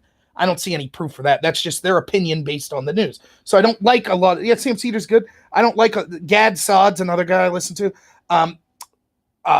Jonathan Haidt is great. Christina Hoff Sommers is great. I mean, there's great.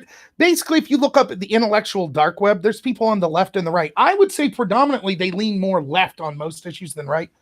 They're like classically liberal, which is now considered like things like free speech. They're all for.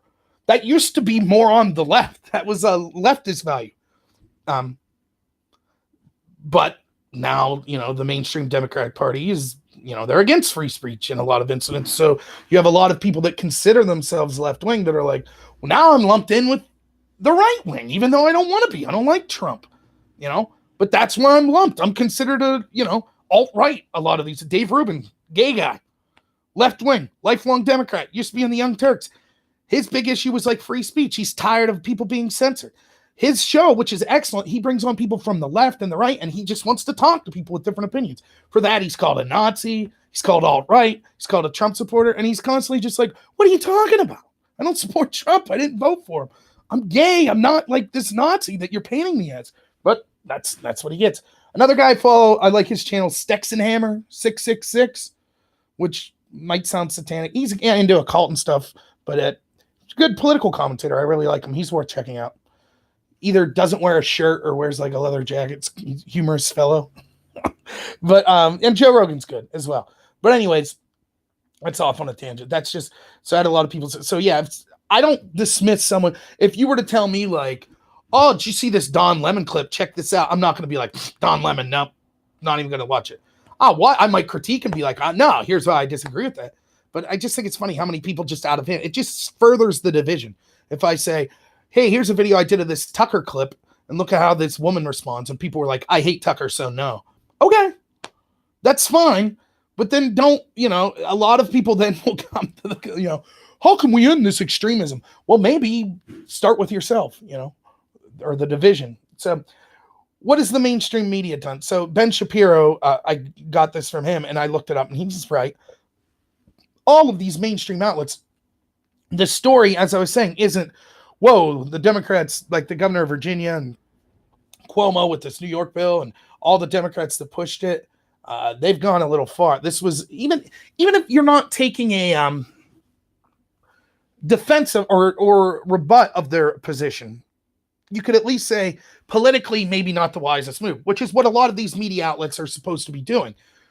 You have people whose jobs at the New York Times, NBC, Fox News are political analysis, and they're supposed to be saying like, oh, here's how the 2020 race is shaping up, and this would be strategic, and this would be bad. This has happened today, and how this might affect the prospects of popularity for Trump or the Democrats, et cetera, et cetera. So instead of them being like, this was probably a mistake by the Democrats, turns out that this is going to be used as ammunition from the Republicans, the story instead becomes, Republicans pounce on this. Here we go. It was the same with the Covington thing.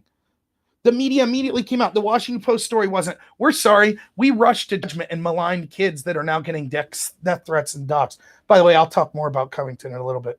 That wasn't the story. The story instead was, us poor folks on the media, we were just trying to keep up with the story, and Republicans, these mean Trump supporters, they called us out on it, and it's just mean. They need to leave us alone. The Republicans pounced on us. Stop pouncing. It's the exact same thing that's happening here. Republicans are pouncing on these statements by the government. What is wrong with them? They're trying to act like this moderate governor's statements, that it's legitimate for them to quote him. Like, that's not legitimate. What are you talking about? If Trump says something that's unpopular, the media runs with it 24/7. And no one's like, oh, here we go. The media pouncing on Trump's statements. It's unbelievable.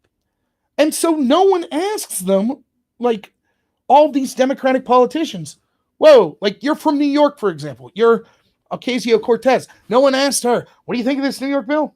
You think like third trimester abortions for just mental health reasons? You think that's okay? No one asked her that. I wonder why. No one asked any of the Democratic senators or anything, or politicians from Virginia, what they think. No one asked the leadership of the Democratic Party. Pelosi was asked, she was like, I didn't hear those statements, and moved on.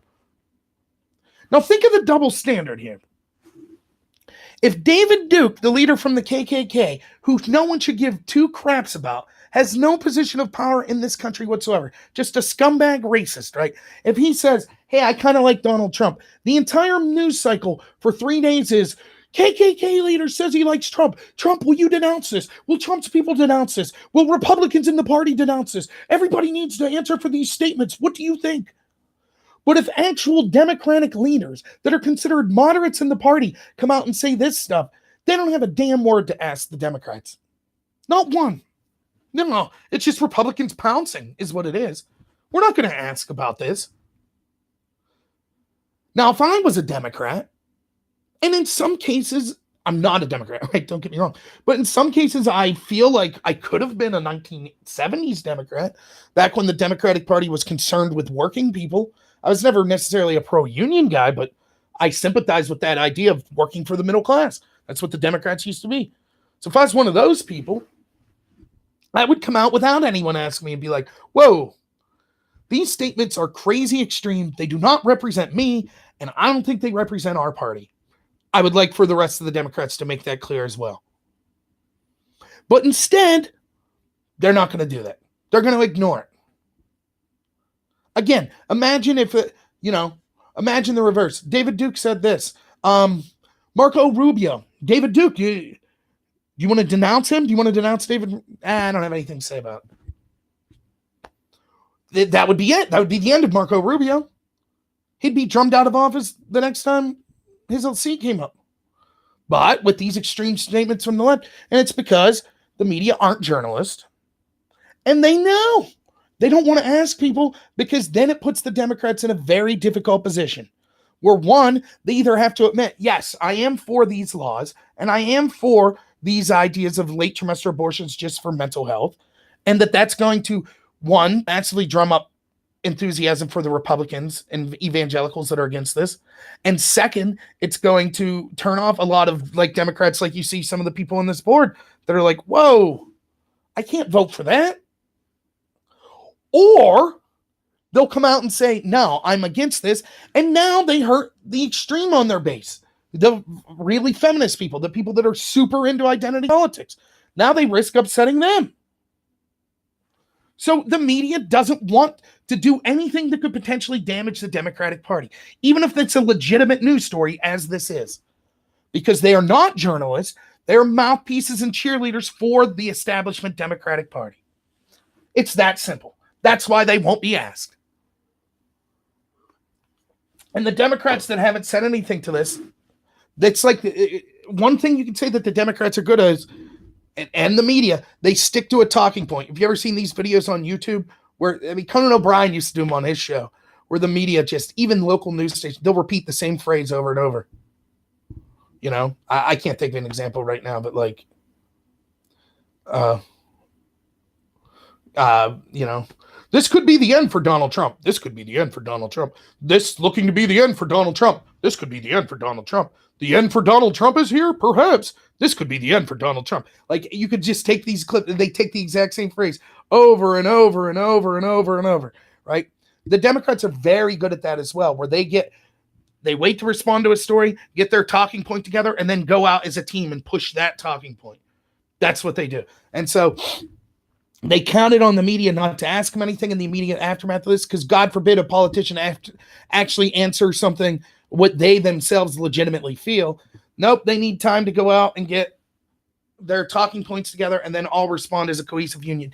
And thank God for them. They have 90% of the media, almost 90% of academia, 90% of the entertainment industry, 90% of the tech industry, etc., to have their back and make sure, yes, we got your back. Don't worry about it. Don't worry about it. Where would they be without that? So, yeah, that's an hour and a half on abortion. It's not even a topic that I really like talking about. I mean, yeah, the Republicans do have Sinclair, but they don't. Here's the thing, right? Fox News sucks too. But one, keep in mind, Fox isn't the cheerleader for Trump that people think it is. There's a lot of anti-Trump Fox anchors that are traditional Republicans that don't necessarily like Trump because they're establishment Republicans, and there are a lot of establishment Republicans that don't like Trump. Second, at least Fox, and this isn't saying much, but Fox has at least, like, what's his name, Britt Humes, that's might as well be, Bernie Sanders.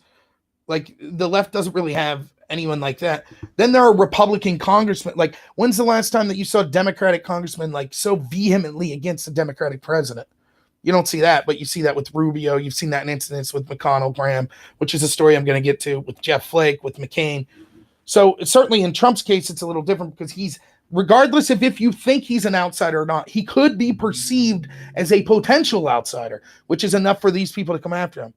And lastly, even if that's true with Sinclair, that's such a small area compared to the overwhelming result of the rest of the mainstream media.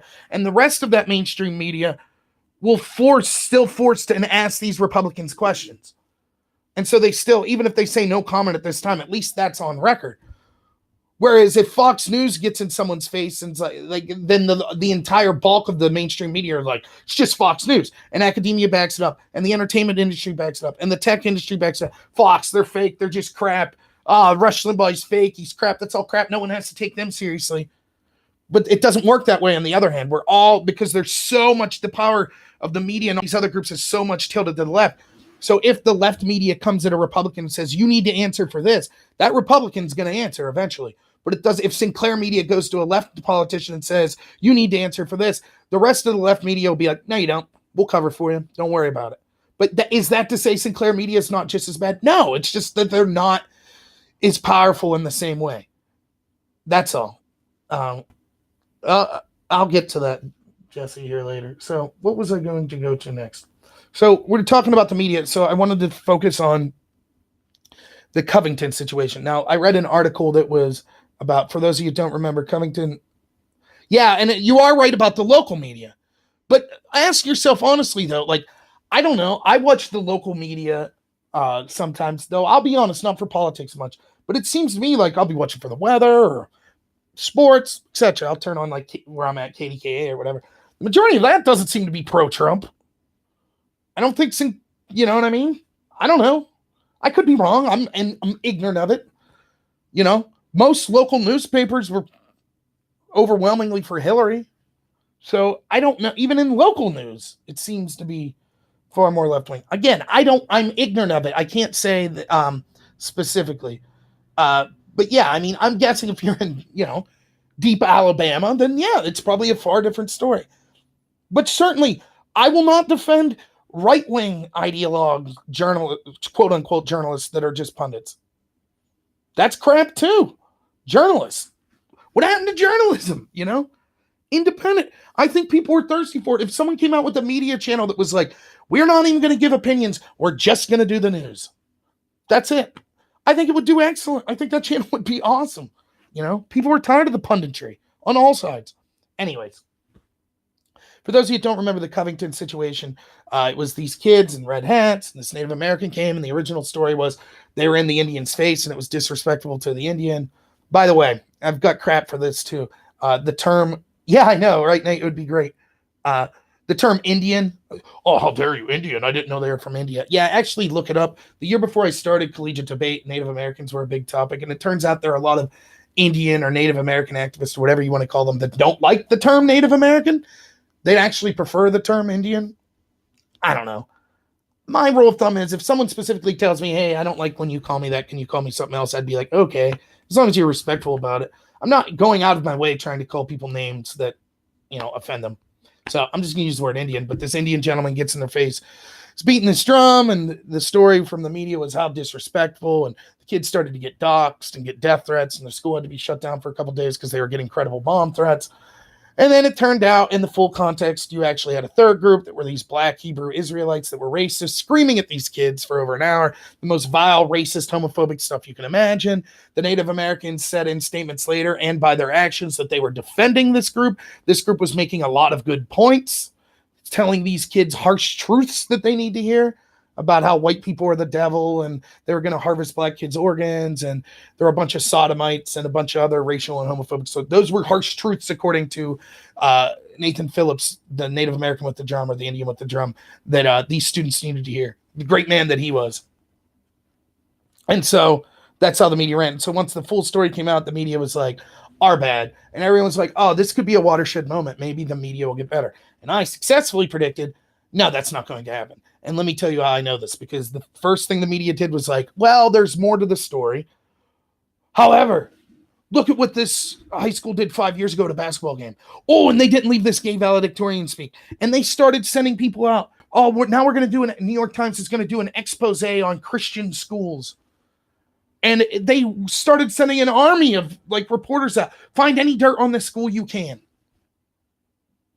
What does that have to do with these individual kids at this particular situation? We see the full context surrounding that. We saw it from the hour-and-a-half long video. What other students at that high school 5 years ago have anything to do? Oh, and by the way, the story 5 years ago is crap, and you're taking it out of context as well. So I knew based on that, was like, there's no lesson going to be learned. They'll smear these kids if they can, if they find anything they can to smear them, to make themselves feel good, like, our gut feeling to go after these privileged white kids was right. They'll ignore the black Hebrew Israelites, which we've seen much coverage on them.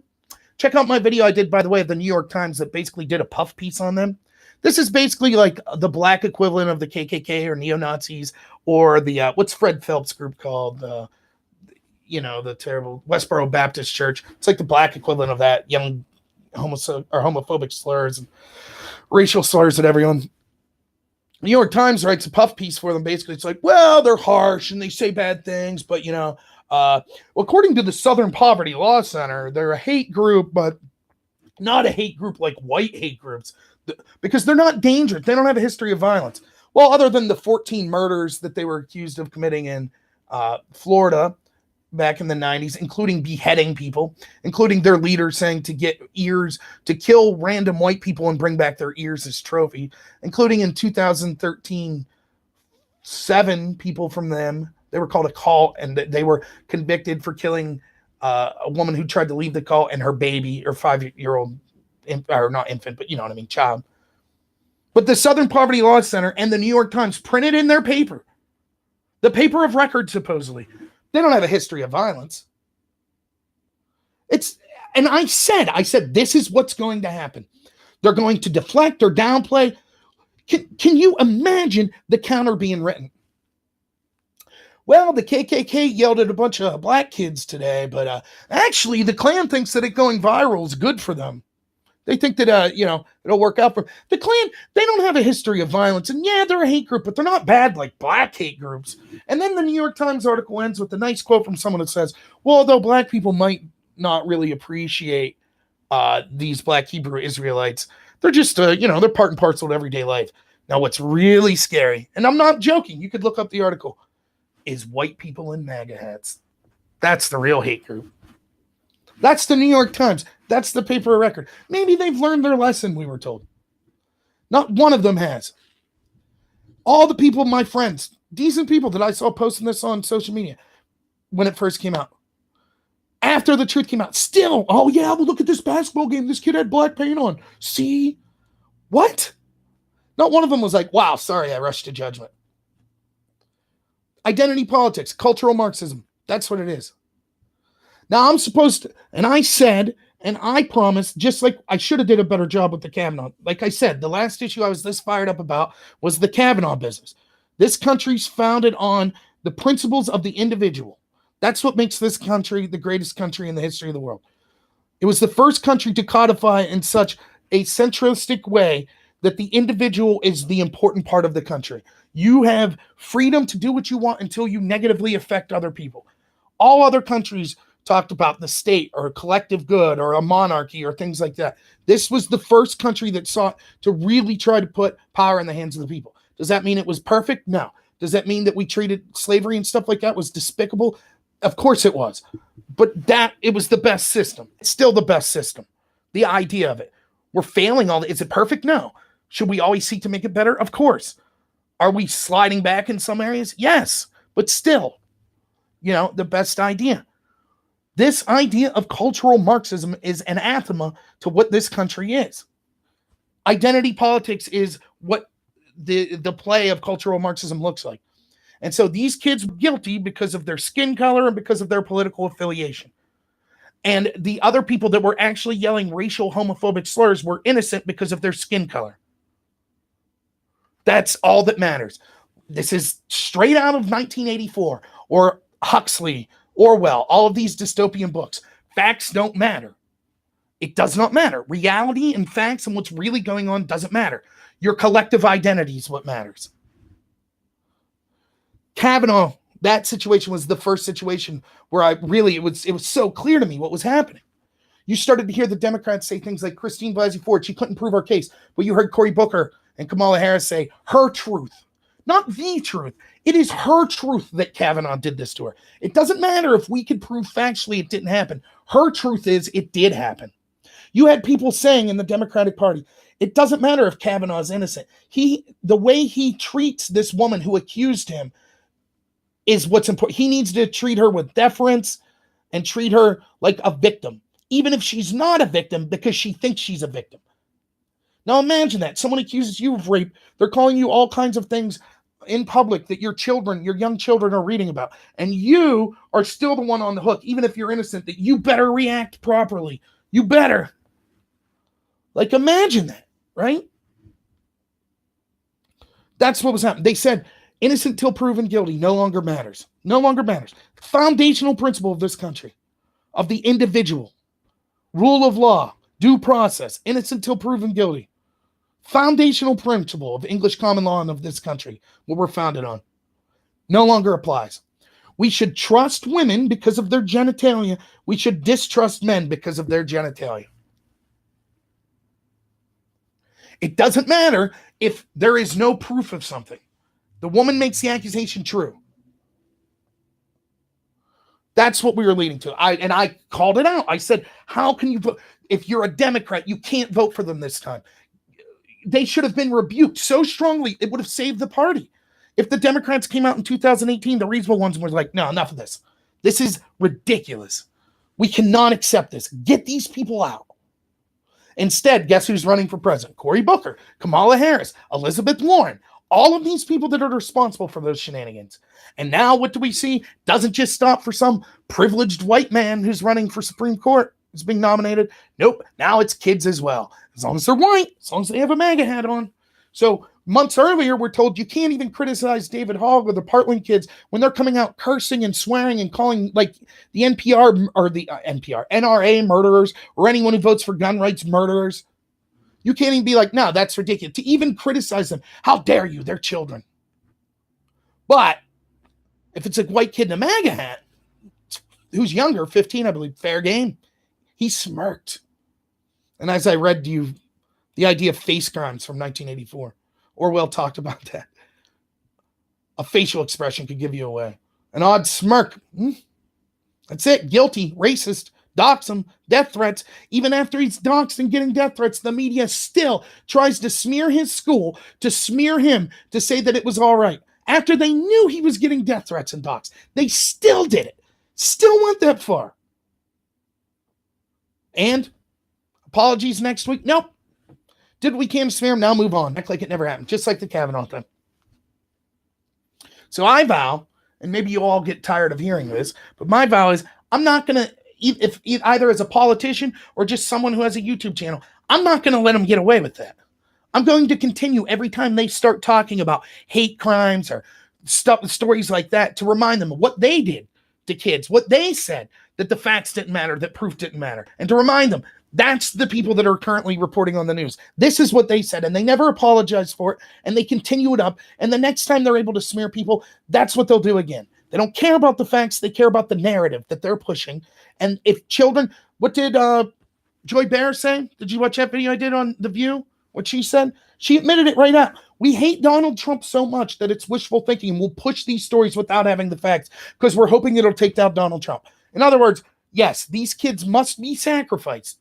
The death threats don't matter. The doxing doesn't matter. They are just regrettable casualties of our war against Donald Trump. Facts don't matter. Now, why am I rambling about this other than it needs to be reminded? Because a week later, and we forgot, as I predicted, the news cycle moves so fast, something new will come up. Oh, everyone don't forget about this. And then 2 years from now, you'll be like, what, Covington? What was that? Oh, yeah, I vaguely remember those kids. Weren't they disrespectful to an Indian or something? That's what we'll hear, right? That's exactly what's going. So I'll remind people, is that the future you want? That's the official Democratic platform now. Identity politics. You're not you, you're your skin color, you're your gender, you're your sexual preference. Reality doesn't matter. That's literally what they told us last week. That's what they showed us by example. Even children, it doesn't matter. So that's one reason I bring it up. The other reason I bring it up is, believe it or not, only a week later, and we have a media going nuts over a hate crime. Way! Who would have thought it would have only taken a week? So here's the story. Jussie Smollett, who is an actor on the show Empire, who is gay and black, alleges that he was the victim of a hate crime. And this hate crime was supposedly, it's like 2 a.m. in Chicago, and two white guys yelling, this is Make America, MAGA country, Make America Great Again. Beat him up, put a noose around his neck, threw bleach on him. He calls the cops, and the media picks up on the story. Trump's America. There we go. Hateful Trump supporters. You had Maxine Waters and Kamala Harris and Cory Booker came out and were like, oh, this is despicable. See what the divisiveness that Trump's causing. You see what this is causing? Trump even came out yesterday and said, this attack's terrible. Now, let me say a little bit about the attack in general. One, we should discuss the facts of it. I don't have a problem with that. I will fully admit to you right now, despite what I say, this attack may have happened exactly how Smollett claims it happened. It may not have happened at all. It may have been something in between those. I don't know. The guy shouldn't be attacked. He shouldn't be doxxed. You could question his story, but personal vitriolic attacks to him should not happen. We have no idea what happened. Even if he lied, those attacks shouldn't happen to him. But certainly now, when we don't know the facts of the story, we should not rush to judgment. Period. On either side of this, whether it happened or not. We don't have video, right? There's none that's came out. We just have this guy's word and pictures that he clearly was involved in some sort of altercation and caught the testimony he gave to the police. That's it. That's all we have. So from that point to either A, rush to the judgment, this is a total hoax that never happened, based just on the initial story, not a good thing to do. Or to go the opposite way, but clearly Trump supporters, clearly this is Trump's fault, without any information other than what this guy said, also ridiculous. So a week after this incident, and the jumping to conclusions continue unabated from all sides, as we knew it would. So no one's learned anything from last week. Now, let's look at the facts of the case. I saw people saying originally, look, it's unlikely that white people would be walking around Chicago at 2 a.m. No, not true. And yes, there are white racist people. And here's the thing. Here's the ugly truth. You give me any supporter of any candidate, probably ever, but certainly now, I mean anyone. Kamala Harris, Jill Stein, Bernie Sanders, Donald Trump, Marco Rubio, Jeb Bush. Don't matter. And you're going to find extreme a-holes in any one of those groups. Some of which would be willing to enact violence in all of those groups. I have been consistent. When a Bernie supporter shot up a Republican ball field, I specifically said, this is not Bernie's fault. This is not the media's fault even. It's this guy's fault, this bad actor. We should not smear other Bernie supporters. I don't like Bernie, and that's me saying that. I don't like it when they do it to Trump or when they do it to Republicans, so I'm going to be logically consistent and not say to do it with their group. But every group has those. Everyone wants, and the right's just as guilty of this. Everyone wants, and I'm guilty to an extent of this. When you hear of some tragedy, like there's a bombing or a shooting, everyone, your gut feeling's like, I hope it wasn't someone that supports the people I support. That's terrible. Like, it's a terrible thing to do, and I'm trying to get better at that, but everyone does it. But then, people take it a step further, and they want to, even before the facts are out, spin this to their narrative. This is, see, this proves, here's my worldview, and this fits comfortably in it. And if it doesn't, then I'm going to ignore it, or I'll deflect it. So if you're a Trump supporter, it is entirely possible this could have happened. Does that mean Trump's at fault? No. Does that mean that you as a Trump supporter are somehow connected to this? No. But you don't say, Trump supporters wouldn't do this. Some would, clearly. So, so it's not, I don't know what the breaking news story is other than it's a tragedy. Now, you might say, yes, but Rob, you're a hypocrite because you'll point out when right-wing people are attacked.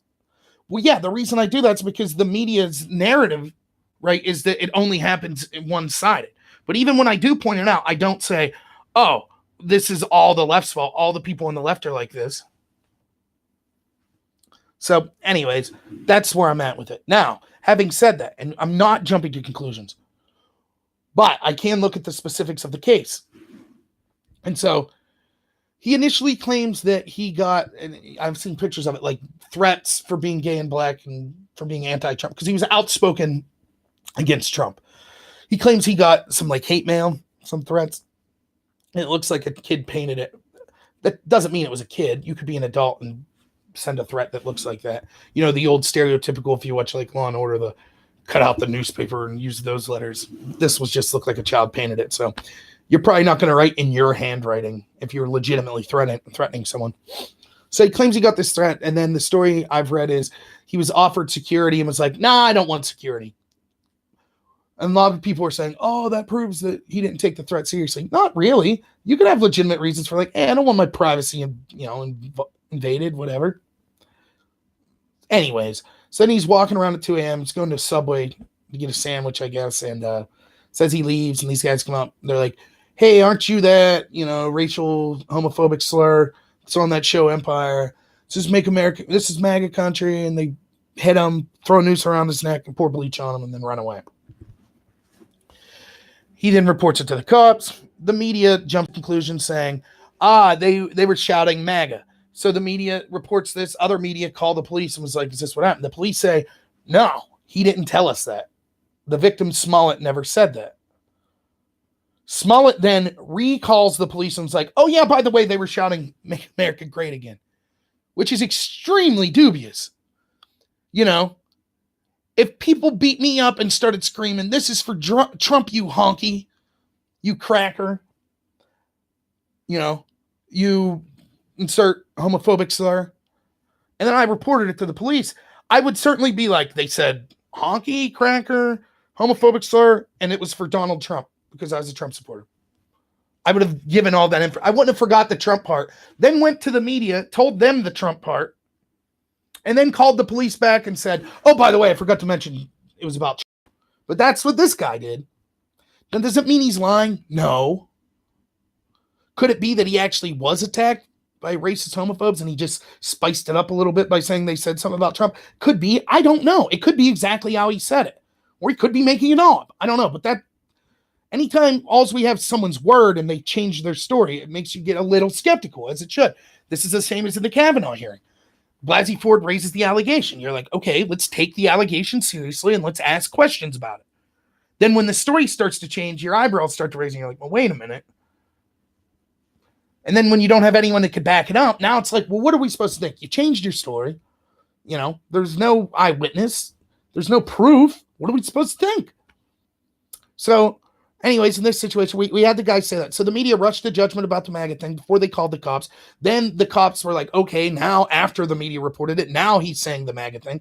So that was the first rush to judgment. Then the cops came out and were like, we have footage we'll be releasing of persons of interest. Well, then media started saying, the articles were like, the racist, homophobic attack from Trump supporters on this actor. The police now say they're releasing video of the attack and of the suspects. That is not what the police said. They did not say these people are suspects. They have no video of these persons of interest even interacting with Smollett. Nothing like that. They literally just have a picture of two undescript figures that look, because it's night, from a surveillance village that basically look like black figures. I don't mean black skin, but just like silhouettes, basically is all you could really make out of them, walking down the street that happened to be within 15 to 30 minutes of when Smollett was in that area. That's it. That's all they have. They don't have any evidence of an attack on film, right? But the media took that and was like, there we go, you know? Okay. So what, like, if you're those people, let's say you had nothing to do with it, are you going to come forward to police knowing that the media, what are they going to do? Look at what your school, this guy that came forward, he was like, I also happened to be walking the subway at a 1:45. I don't remember seeing that guy. I didn't do anything. I was with my buddy. Yes, but did your school ever paint themselves black? Guilty, dox this guy, death threats, you know? Who knows? I wouldn't come forward with the way the mob is. I'd be scared to death. Your personal information is going to get out there. You're basically going to be smeared as being a Trump supporter that yelled racial homophobic slurs while you attacked a gay black man. Which you might have nothing to do with it. You just happen to be in that area. That's all. So, you know, who knows? Hopefully they do the right thing and come forward and cooler heads prevail. Now, if they're the people that actually assaulted this guy, then hopefully they're held accountable. But again, what is this proof of? Nothing. And then there are other sketchy things with the story, such as they put a noose around his neck, and if someone put a rope around my neck and then poured bleach on me and then went away, I would immediately go to seek help, like a close friend, call the police and things like that. And then I would wash my face in the bleach and take the rope off and stuff. But not this guy. He left the rope around his neck until the police got there. So for 40 minutes, he wore a rope around his neck. Why would you do that? I mean, again, is that proof he made it up? No, but it's odd. It seems very odd. And then possibly the honest thing of all is his producer or agent or someone claims to have been on the phone while this attack occurred. And he heard the people yelling the homophobic racial slurs and make America great again. He heard this, the agent or whatever he says. And so the police were like, great. Can we see records of your phone calls then, Mr. Smollett? That'll somewhat back up your story. You were on the phone with this gentleman while it happened. And Smollett says, no, you can't see my phone records. Well, again, why wouldn't you want to do? It's not even like they're saying we want to see your phone so we can see all your text messages. Maybe you have private stuff. They're like, we literally just want to see your phone records to show that you were on a 40-minute call with this guy. That's it. No, can't do it. Now, again, does that prove he's lying? No, but it's like, if you're that person, you have to realize, like, and we see this all the time, right? Remember Roy Moore, who was running for Alabama? We later found out that he was being smeared by Democrats using Russian tactics that were making up Russian bots to say they were following Roy Moore to push the idea he was a pedophile. Again, that doesn't mean that he didn't do inappropriate things with children. But one of the things that came out in his story was Gloria Allred, famous feminist lawyer who's a piece of garbage. She's representing this woman who says, aha, I have a yearbook that Roy Moore signed when I was like 15. And he wrote all this stuff, including like the date and a place that we used to meet up. And that proves that he was trying to hook up with 15-year-old girls back in the day. And then he signed it. And Roy Moore and his camp were like, okay, let's have an independent writing analysis done of that to see if it's Roy Moore's signature. And the woman was like, no. So you have the evidence that would prove your case, but you won't leave people see it. In this case, this guy has evidence. It wouldn't prove his case, but it would go a long way in saying, well, at least you were on a phone call. Okay.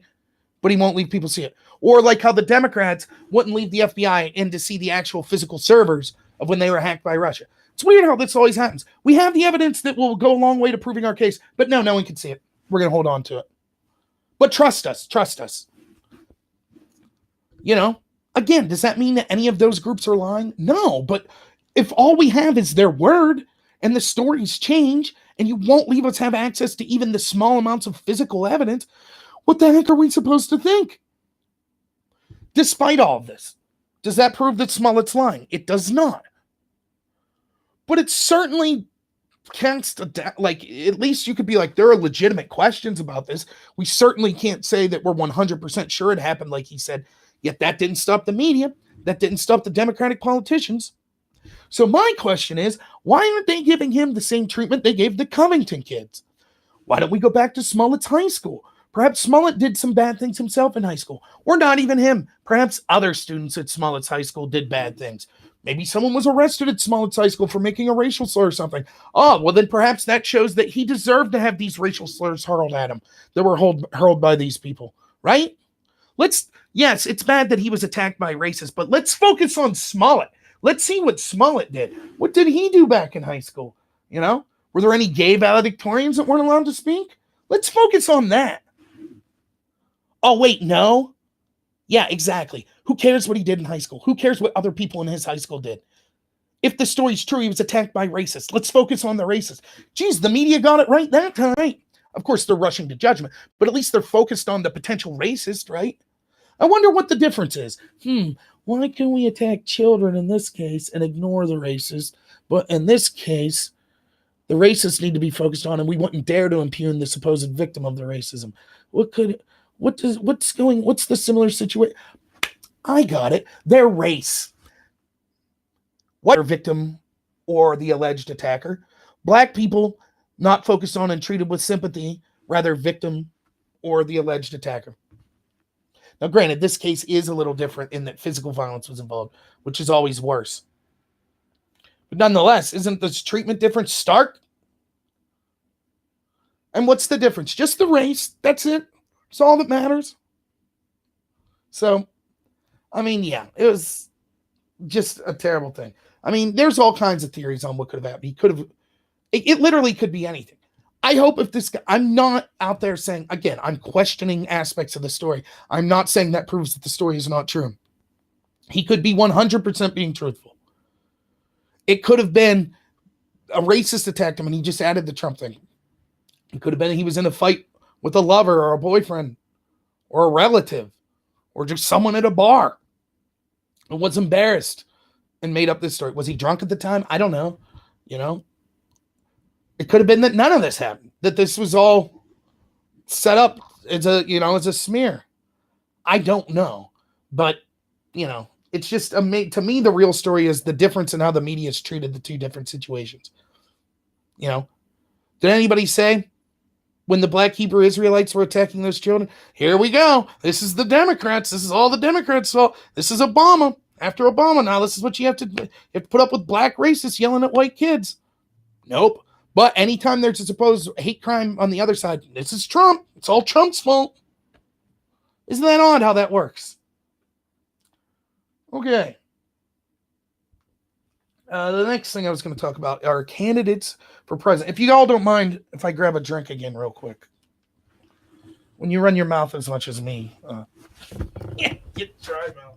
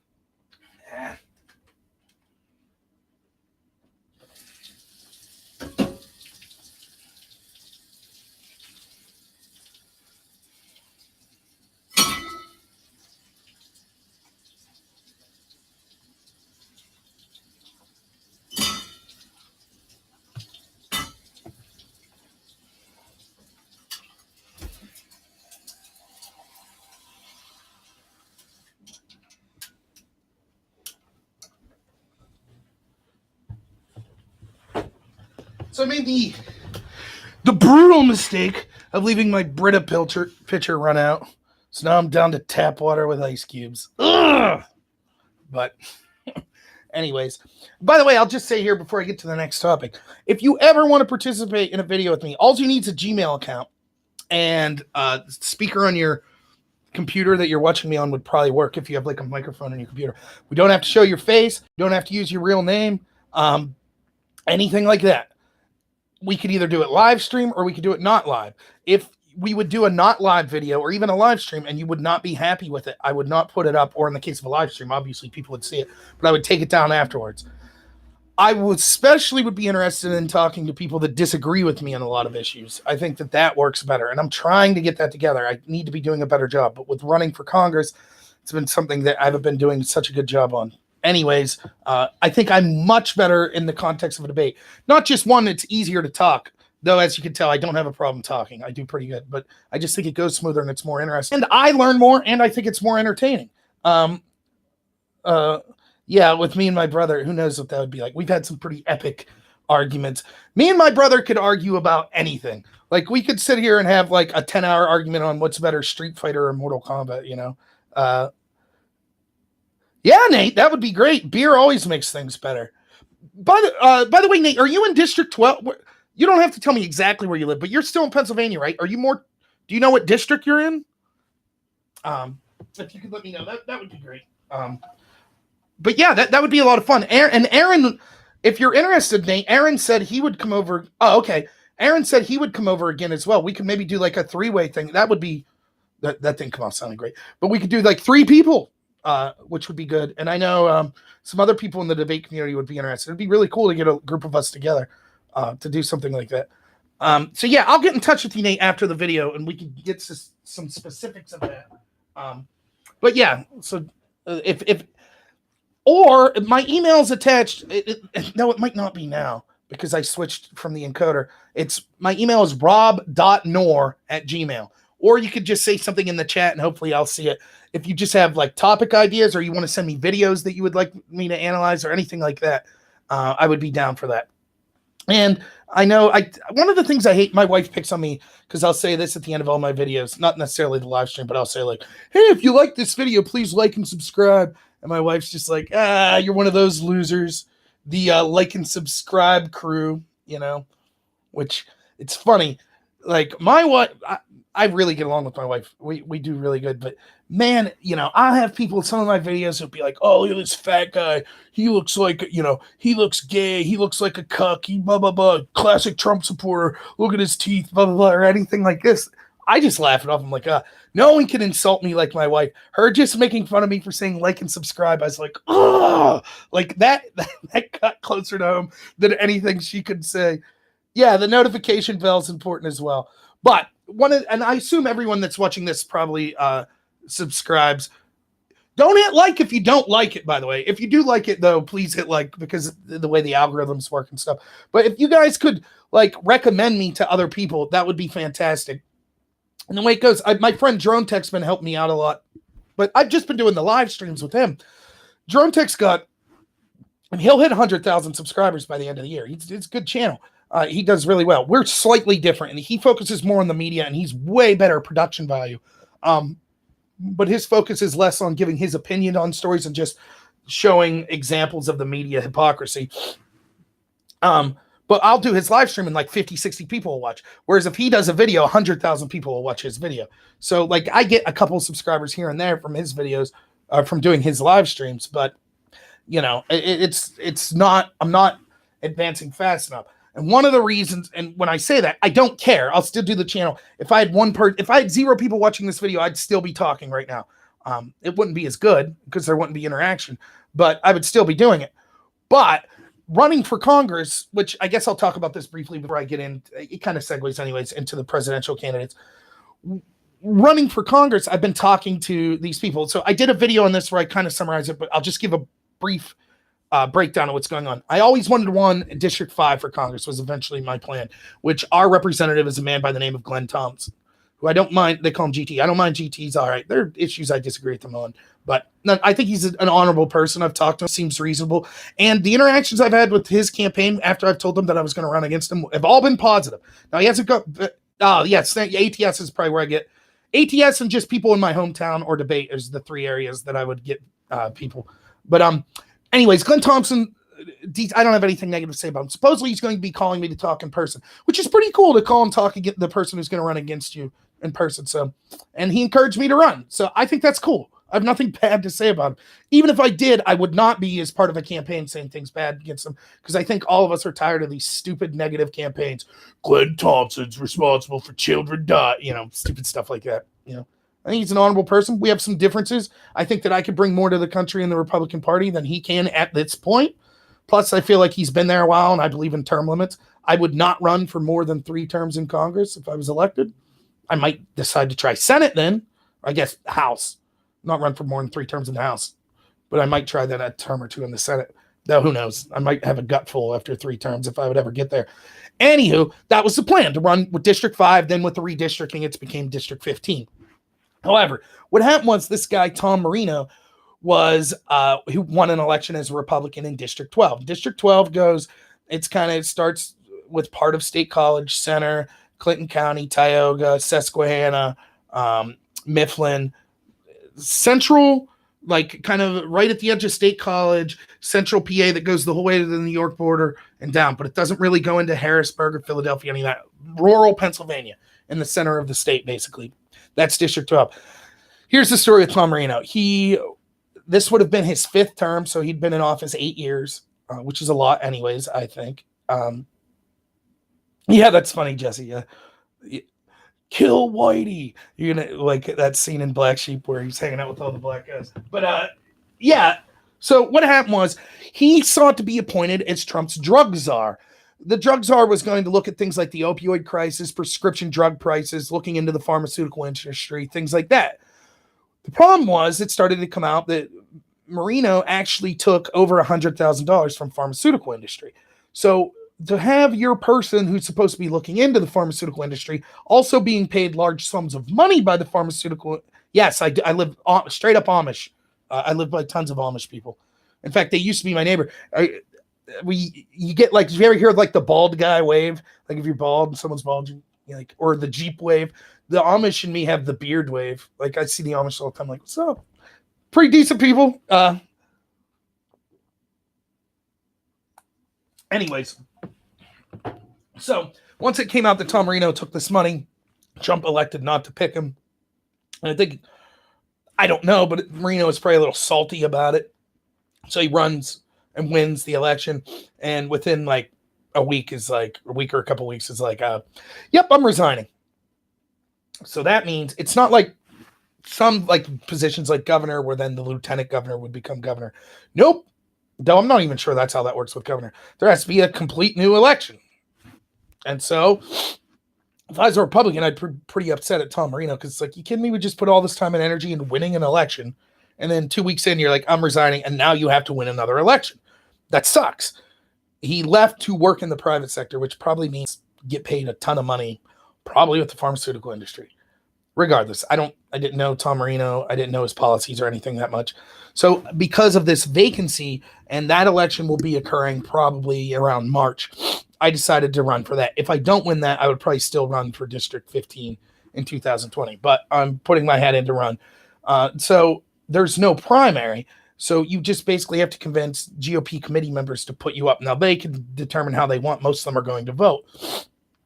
So I've been trying to call every GOP committee in every county, which there's like 12 or 13 counties in District 12. And it's brutal. It's a lot of work. And because it's rural Pennsylvania, it's not the easiest thing. It's not like if you lived in like a district in Philadelphia or Pittsburgh, where you probably, the people that are representatives of, or the leaders of each of the committees, Republican and Democrat, are well known, and they have email addresses and phone numbers and websites that are easy to reach them. It's not like that.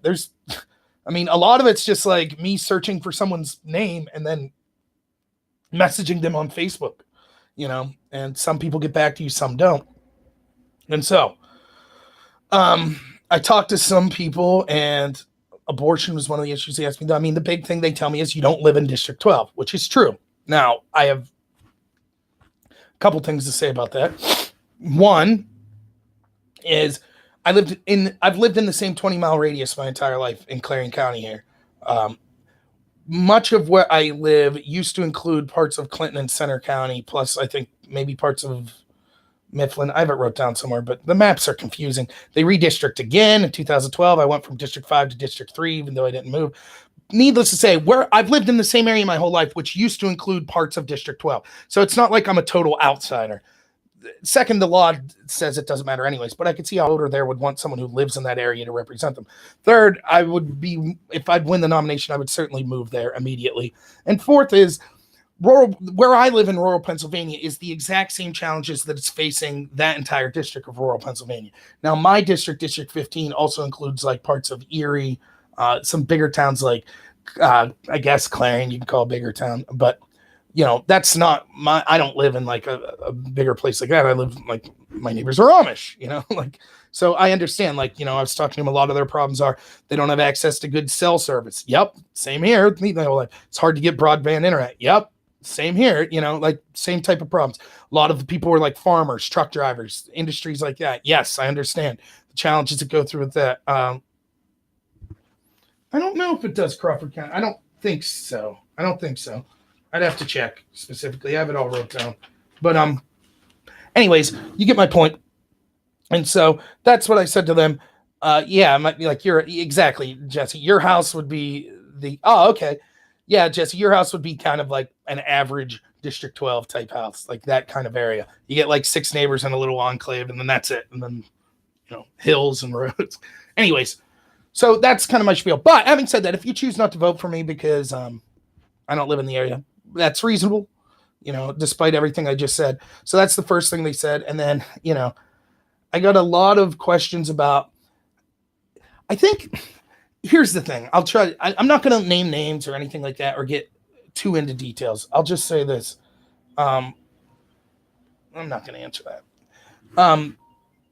There is a lot of the questions that are being asked to me.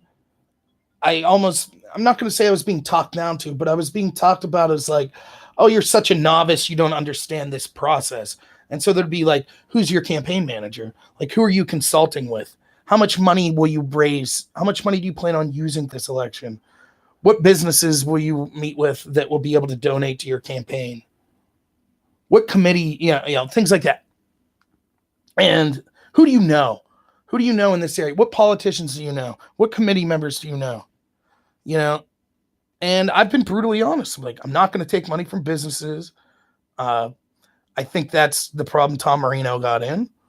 I think that the district went over 30% Republican, that whoever wins the Republican nomination will probably win. I think that if I was a Democrat and I was running and you're in an area where you basically just got smacked down in the 2018 election, my strategy would be to say,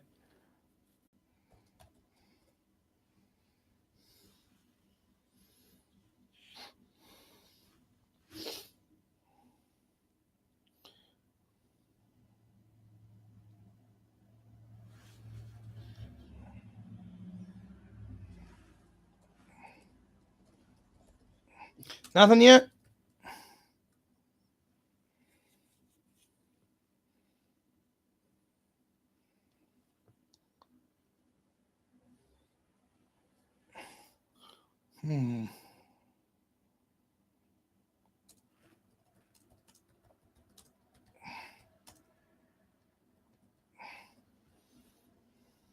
Oh, we're good? We're good, Jesse? Anyways, what I was saying is, so weird. I wonder if it has anything to do. I just got a cell call. I don't know. But anyways, but if I was the Republicans, I would want to nominate someone who's not only not taking money from these businesses, but has never had money in their entire life. And as the people that know me could back, I've never had money my entire life. So, but yeah, that's a lot of the questions that I've been getting, things like that, these process type questions.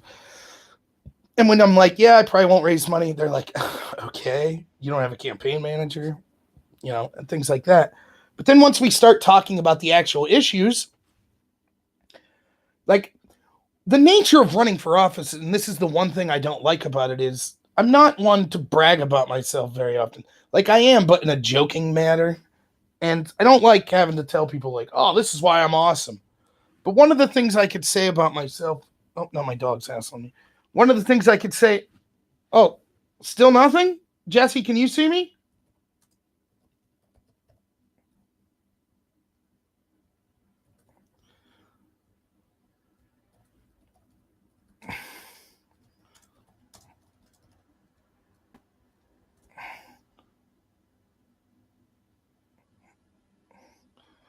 Okay, if you could see, I'm gonna switch feeds. Uh, so can everyone see me? If everyone can see me, Nate, can you still see me? Yeah. Uh, I'm gonna switch feeds real quick and go back to the encoder. So just if you just check my channel out in like 5 seconds, it'll say that there's a different live stream up. So I'll go with that and hopefully it works. The quality won't be as good. I'll have to tinker with it at sometime in the future. But so just give me a minute. I'll switch feeds here.